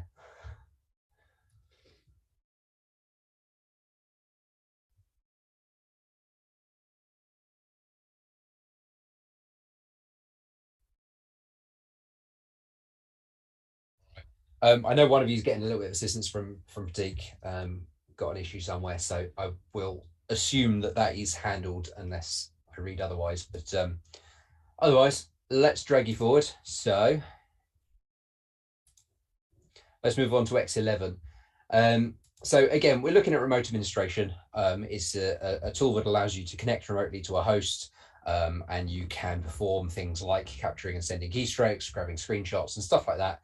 It's not quite as ancient, perhaps, as some of the alternatives, like, or not quite as deprecated, perhaps, as some of the alternatives that we've already looked at. So I'm still going to do this one, but again, realistically, I suspect you're mostly going to see SSH and then VNC in terms of remote administration, but X11 does still have its place. So if exposed, you can potentially connect in and do these things. So there's two main access control mechanisms in place. You've got Xhost, which you can use to enable and disable ACLs on the server. You've got plus or minus to enable and disable, but if you do Xhost plus, that's basically wildcard access, meaning anything. You've also got Xauth for cookie-based access control. If you connect to a host and you want to know what's going on before you start doing things, you can grab a screenshot with the XWD tool. So just do xwd-root-display, and you pick a display. Basically, the numbering system is you've got the IP address, and then :0 corresponds to display 0, which is the one on port 6000. If you go to :1, that will take you to display 1, which will be in port 6001, and so on. And then you will output that to an XWD file, which is some weird format that nothing can read. And then you use the native convert tool, which is there in Kali, to convert that. And it works based on the file extension. So do a convert output.xwd and then change that to output dot whatever, JPEG, PNG, GIF, whatever you want to do. You can then focus on a specific display with an environment variable to save you having to put it on every single line. So you can do an export display equals, and then it's the same IP address : display number. And then you can type in your keystrokes. So you could do an xdotool type, and then, for example, maybe get it to give you a netcat reverse shell. And then you would do xdotool key, and then a KP enter. There's a list of those if you want to check out the actual guide. If when you take your screenshot, it is a blank image, it is probably that the screensaver's kicked in. It's not meant to. We've done everything we can to make this damn thing not come on, but it still seems to occasionally. So if you do get that, do an xwinInfo, root children display, and find GNOME screensaver, find the process ID for it, and then do an xkill for that ID. And then you can do another screenshot and you should be able to see what's going on then.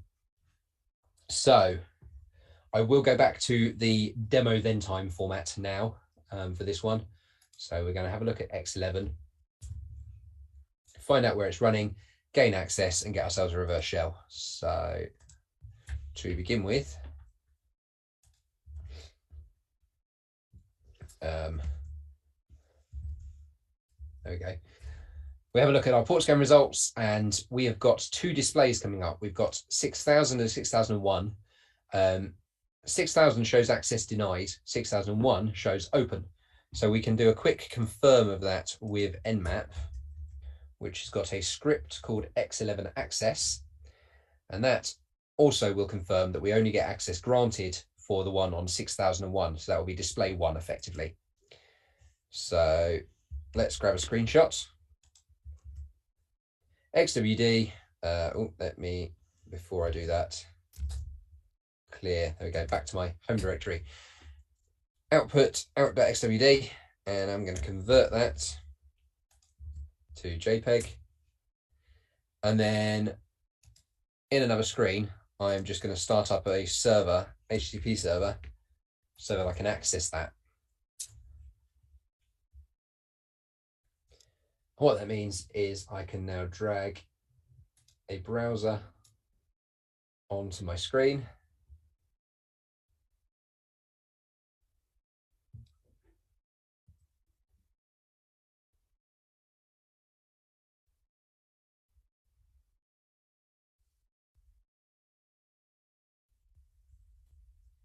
Next to my web server.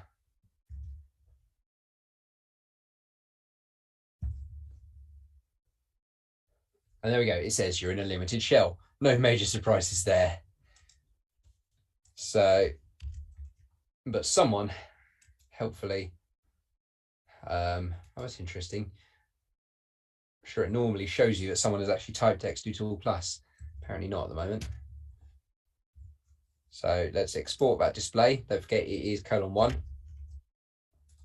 And let's just see what happens when we type commands. Hit enter.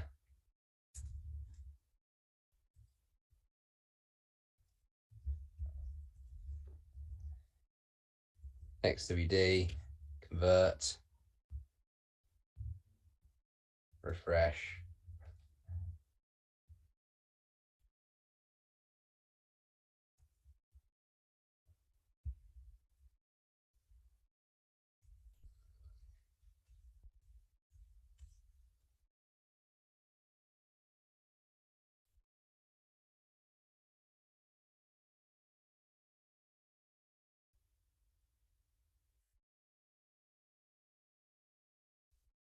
Interesting.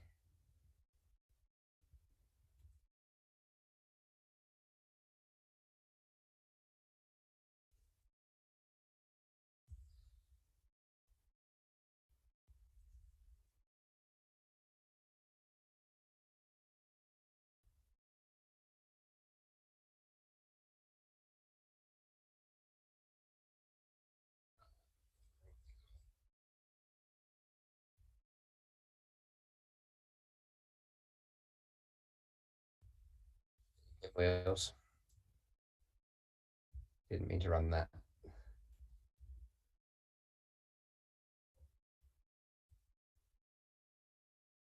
Not now, VirtualBox. No, I don't. Leave me be. Ran you by mistake.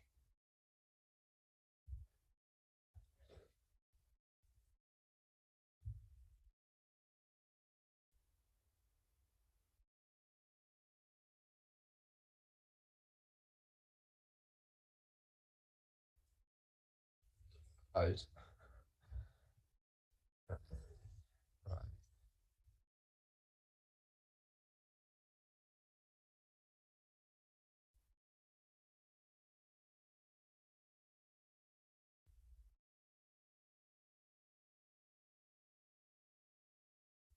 Okay, so my commands are being run. It's my screenshot that's not working.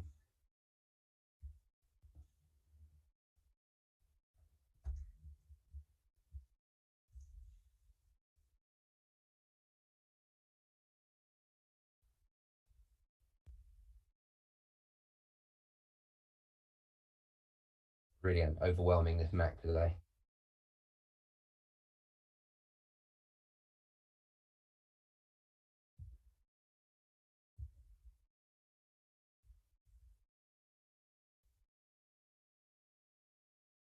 It's really painfully slow.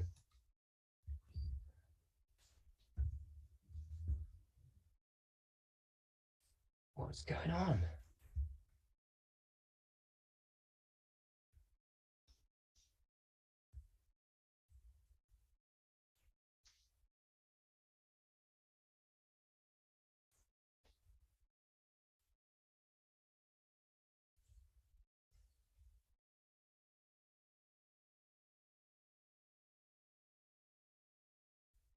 I literally have the desktop up on another screen and I can see that it's working.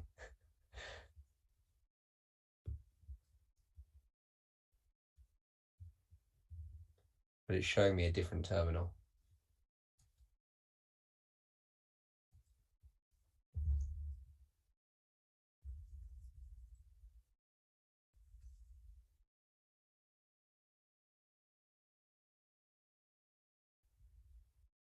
There you go. Show me the wrong one.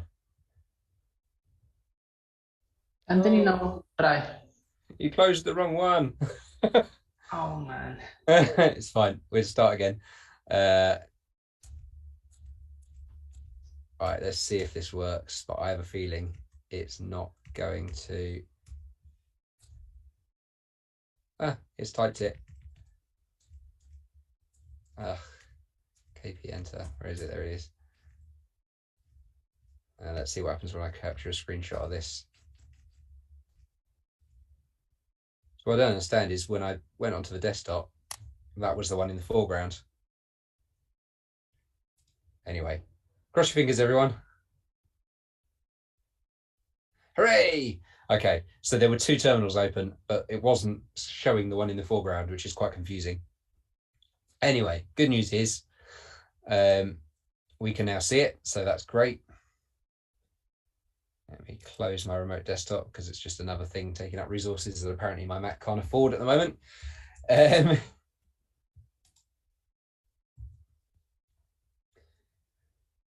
So we may as well take this as an opportunity to show you one last L-shell breakout. And for no particular reason, I'm just going to show you extra steps as we go. So you don't need to take this many screenshots. You can sort of figure out what's going on. Let's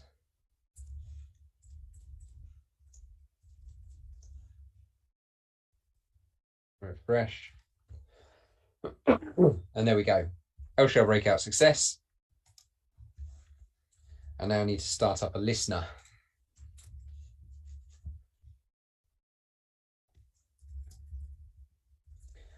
So at this point, I'm collecting windows.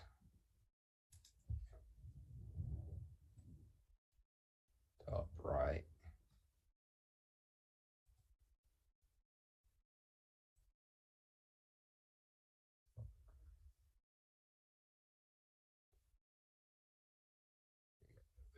Can't we?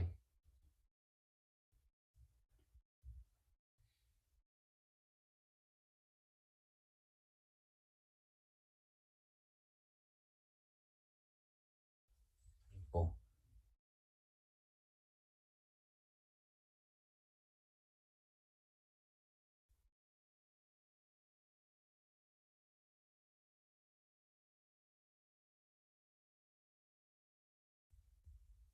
Okay, so starting up a listener on 5555.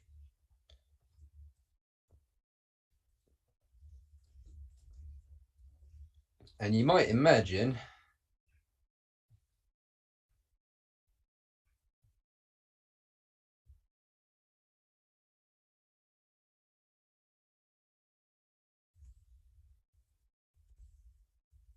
that running, type netcat,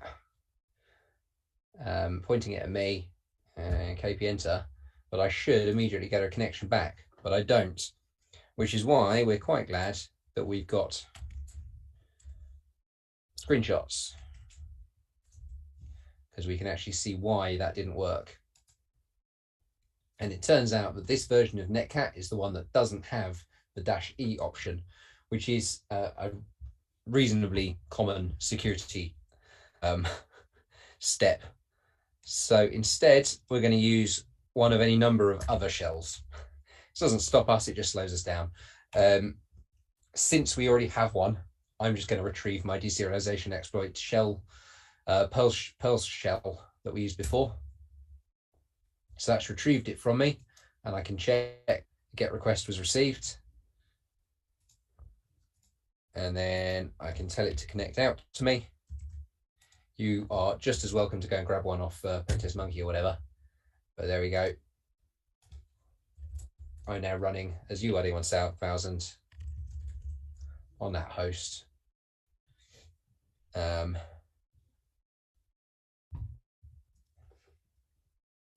in case you are interested in what that looks like from the other side, we can also take a screenshot and see that's what's happened. So let's just give you 10 minutes to have a play. Hopefully you won't have the same issues as me. If you do find that it's not reflecting the commands you're typing when you get your screenshots, let us know, because apparently it could be that. It's not one that's ever happened before, and I've been doing it. There we go. So 10 minutes, have fun.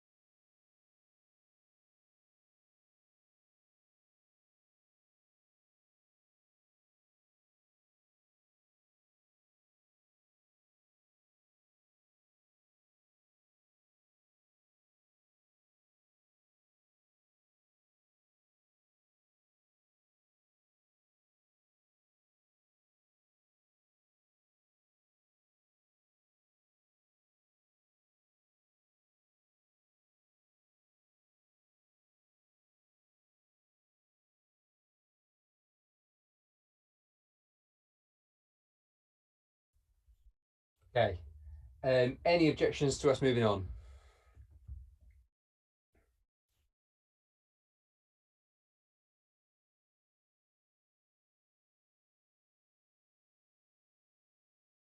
After that with such optimism. Awesome stuff. Oh, there's a question.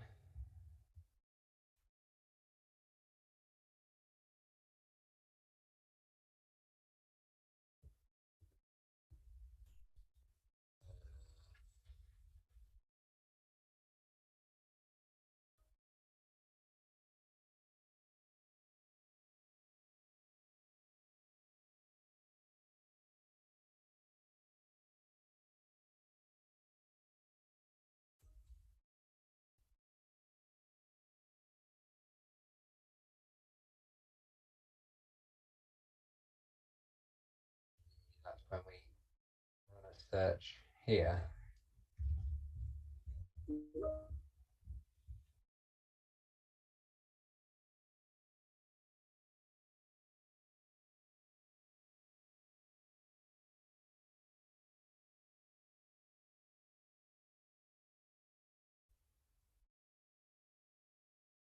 Could it be picking up?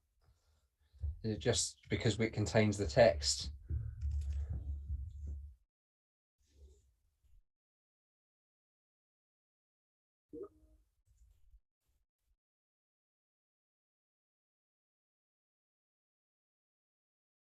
I suspect it is purely because it contains the text AMSI bypass.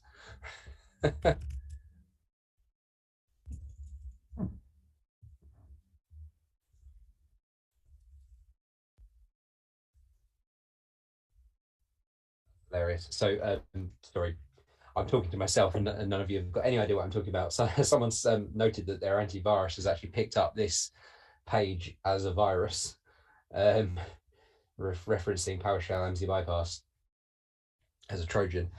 I suspect it is purely the fact that it contains the text AMSI bypass, which is hilarious. I would love to know what antivirus that is.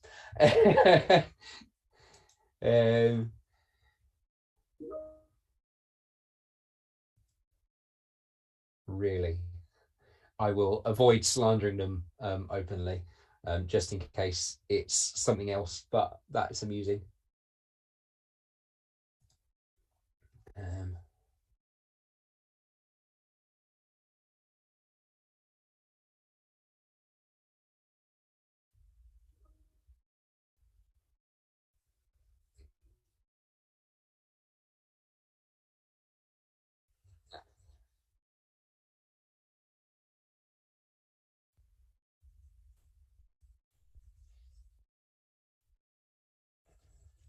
Good. So I'm defeated by just the fact that the port happened to be in use and we hadn't realised.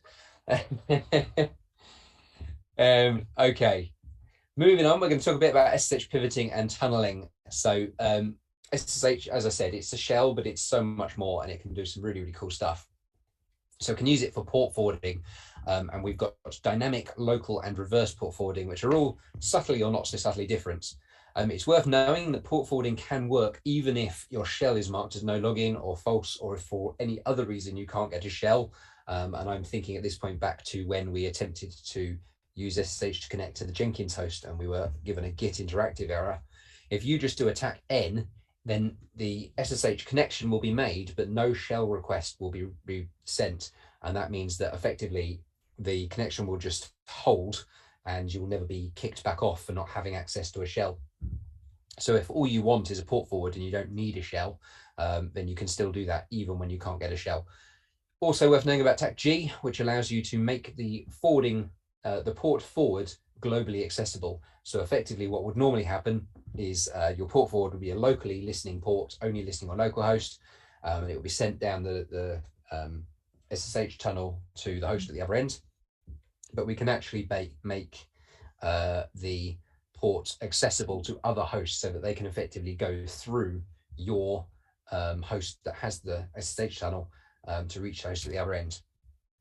So dynamic port forwarding is where we forward a local port through another machine to anywhere it's being sent. So for example, we can configure SSH-D 8786, point it at some box that we've got an SSH connection to, or that we can make an SSH connection to rather, and then we could tell our browser to treat this as a proxy, send all traffic to localhost 8786 on this machine. It will be sent through this internal box, and this internal box will effectively forward it out onto the network, onto the internet, whatever it is that you're accessing through your browser. What that allows us to do is a couple of things. It means we can access machines that only this machine can access, or rather access endpoints that only this box can access. So for example, if these websites here have this site on an allow list and they don't allow connections from our box, we can have this one become the source IP. It's also useful for disguising. And in fact, on pen tests, we will often use a remote machine so that several testers can come from the same IP. So we only need to get one IP whitelisted and so on. So there's uses for that. And as I say, it's quite a general forward. We just treat that as a proxy and send all our traffic, and this machine will forward it on to the appropriate location for us, and it will appear to have come from that machine. Slightly more specific, but on a similar, in a similar vein, is local port forwarding. Here we forward a local port to a target port on a target box through the central box. So SSH-L for local, and we're forwarding port 8000 on this machine. So local port 8000, and it will reach port 80 on this machine, which is 192.168.3.210 in this example, but it will go via this machine here. So again, if this is our Bastion box or our whitelisted box or whatever, if it can access this box, but ours can't, it's very, very similar to the dynamic port forward from before, but we just target local port 8000 and it will reach port 80 on this machine. So it's a more specific, it hits one service rather than the more general case from before. It's also worth knowing that since OpenSSH 6.7, you can also forward Unix domain sockets the same way with allow stream local forwarding, and that will look like this. Finally, we've got reverse port forwarding, which is basically the same thing, but it's going the other direction on the SSH tunnel. So this machine here has got an SSH connection to this machine here, but we have set it up in this instance to forward localhost 8085 on this machine, and we're going to forward 18888 on this machine, so that when the internal connection, when the internal box that we're running on, we can use, for example, proxy chains to send traffic to local port 18888 on here. It will be sent back up the SSH tunnel. It will hit local port 8085 on this machine. And then what we can do is we can configure a SOCKS proxy on here, or as you saw me do on day one, was it day one or early day two? I can't remember now. A dynamic port forward on this machine to send it out. So I'll just show you that again, just to show you what I mean, because again, it was either yesterday or the day before.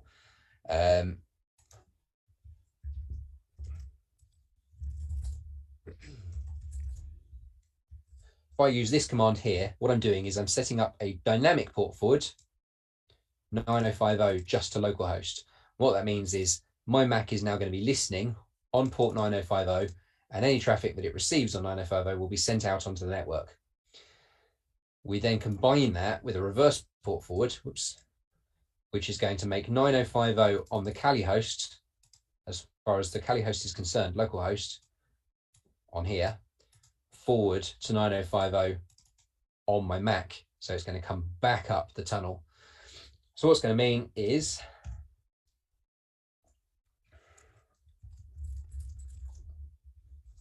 that right now I cannot, and I did show you pretty much exactly this before, I cannot send a curl request to google.com. I can't resolve the host. But if I now use proxy chains, what proxy chains will do is it will send this request to localhost 9050 on the Kali box. My SSH reverse port forward will send 9050 localhost on the Kali box back to 9050 localhost on my Mac. And then my dynamic port forward will send that out onto the internet. And as a result, I now have access to the internet and access to Google. Sounds mental, but it's really, really cool. And again, similarly, you can use it with a browser, just set it up as a proxy or whatever. But I just think that's probably an amazing example of making this work. So let's have a play with it. And in order to do that, we're going to talk a little bit about NoSQL. You'll see why in a moment. So NoSQL, non-relational, used for unstructured data storage. So you've got key value document type storage formats. It has very much undergone a boom in adoption in the last, let's say, 4 or 5 years. So some popular versions might be Mongo, there's Cassandra, Couch, Redis, and others. And it is plagued with some basic issues, much like a lot of the databases we talked about. There is no authentication at all required by default. Mongo generally works on the assumption that it can only be accessed from localhost. And if you're on localhost, then you're trusted and should be there, which is, of course, a very, very dangerous assumption to be making. So there's no authentication at all. Communication channel between the client and server is also plain text. So if that is separate hosts, if they're communicating over a network, that will be purely in clear text, as will your data storage within the database, all stored clear text unless you explicitly encrypt it through some other means. So Mongo listens on localhost 27017 by default. It's not listening on the wider network by default. Its storage format is generally a document. There is no authentication required. And there is a native tool on Linux command line called Mongo, which you can use to access it, which will by default connect to localhost 27017. But you can send it to other hosts and other ports, or you can interact with it using RazorSQL or whatever. Little bit of term mapping, but I'm not really going to worry too much. Database is a database, a table is now a collection, and a tuple is now a document. Not too worried about that. If you're using Mongo for the first time, you probably need to know a few things. So to list databases, you do show DBs. To list collections, you do show collections. You can do a use and then a DB name, and then you'd be able to do db dot collection name dot insert or db.collection name dot find. If you just do find without anything, it will dump out the entire contents of that collection. So really, really simple. There is a database, we can access it. Let's just show you that straight away.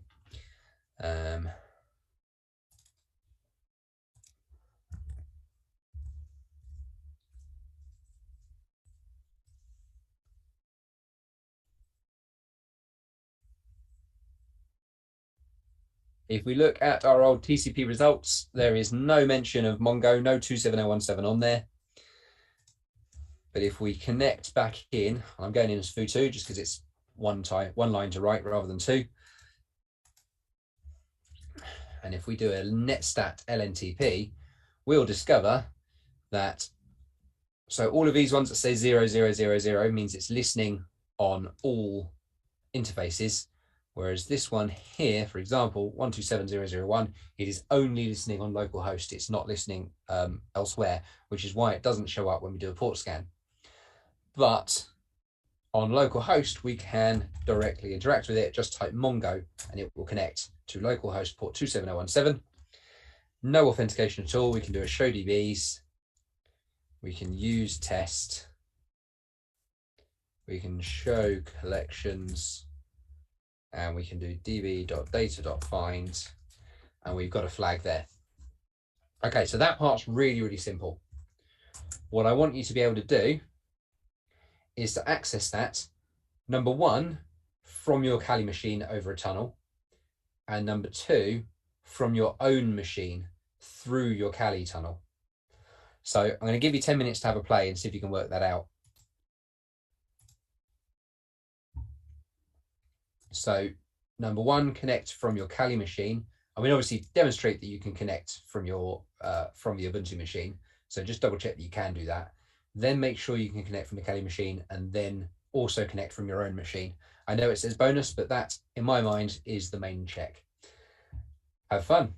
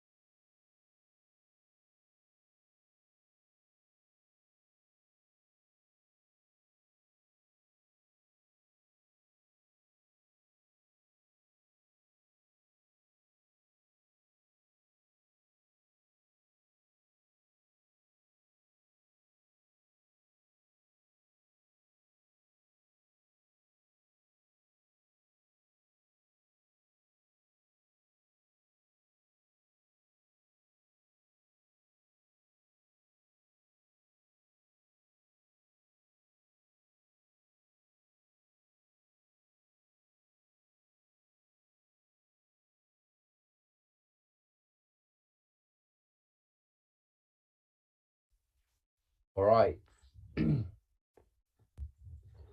So, in case you're beating your head against this, let's run through it quickly.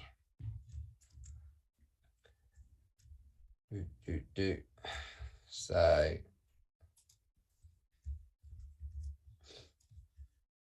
if I stick this one over this side and this one over this side,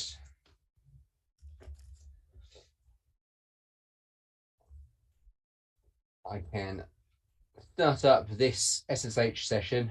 I'm going to put it in verbose mode so you can see everything that's going on, and I'm going to run it with a -n because I don't want it to connect.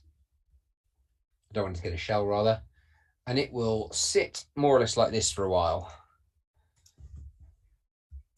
If I now run netstat and look for 27017 on my Kali host, you can see it's now listening on port 27017, and it's sending it over that SSH process. And because that is localhost 27017, I can literally just type Mongo here, and it will connect, believing it's connecting to a local Mongo daemon.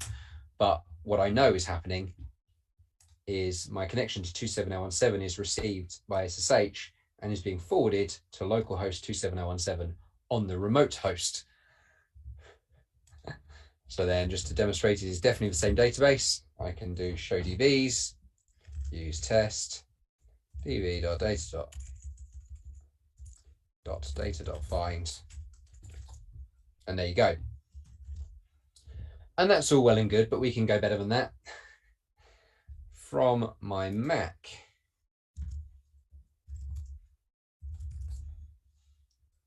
I can type Mongo and send that connection to my Kali host. And again, connection to 27017 forwarded.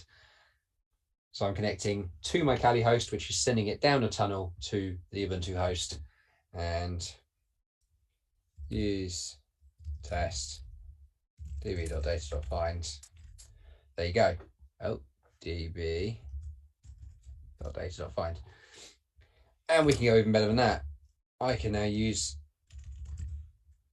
Razor SQL, which will eventually pop up, I'm sure.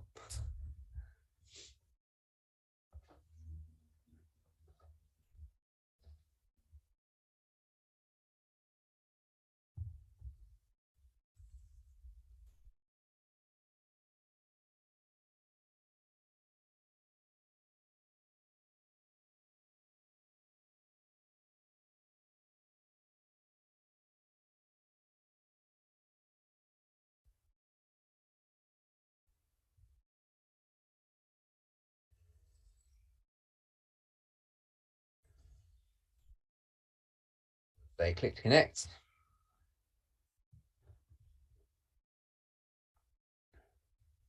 We can add a connection profile. And that's going to be MongoDB. Continue.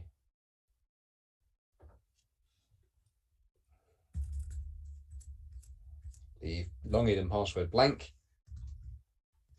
192.168.70.206.27017. Connect.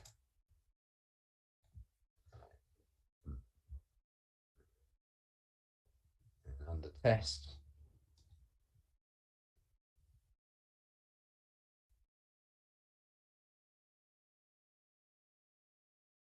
view content, and there's your flag. Hooray!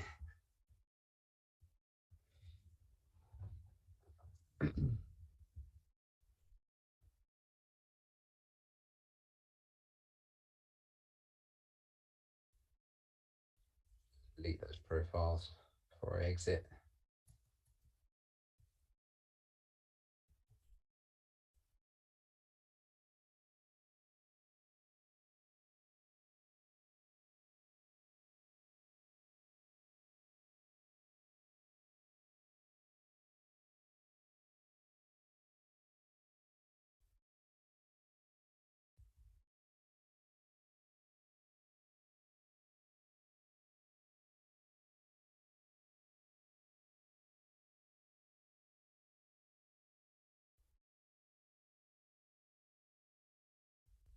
Awesome.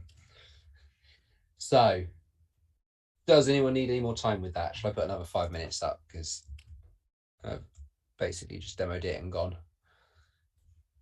Here's some weird stuff. You should have a try.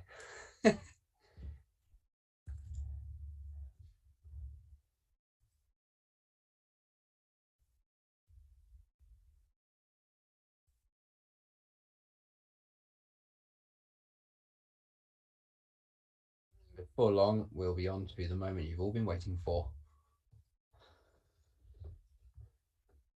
All right, have fun.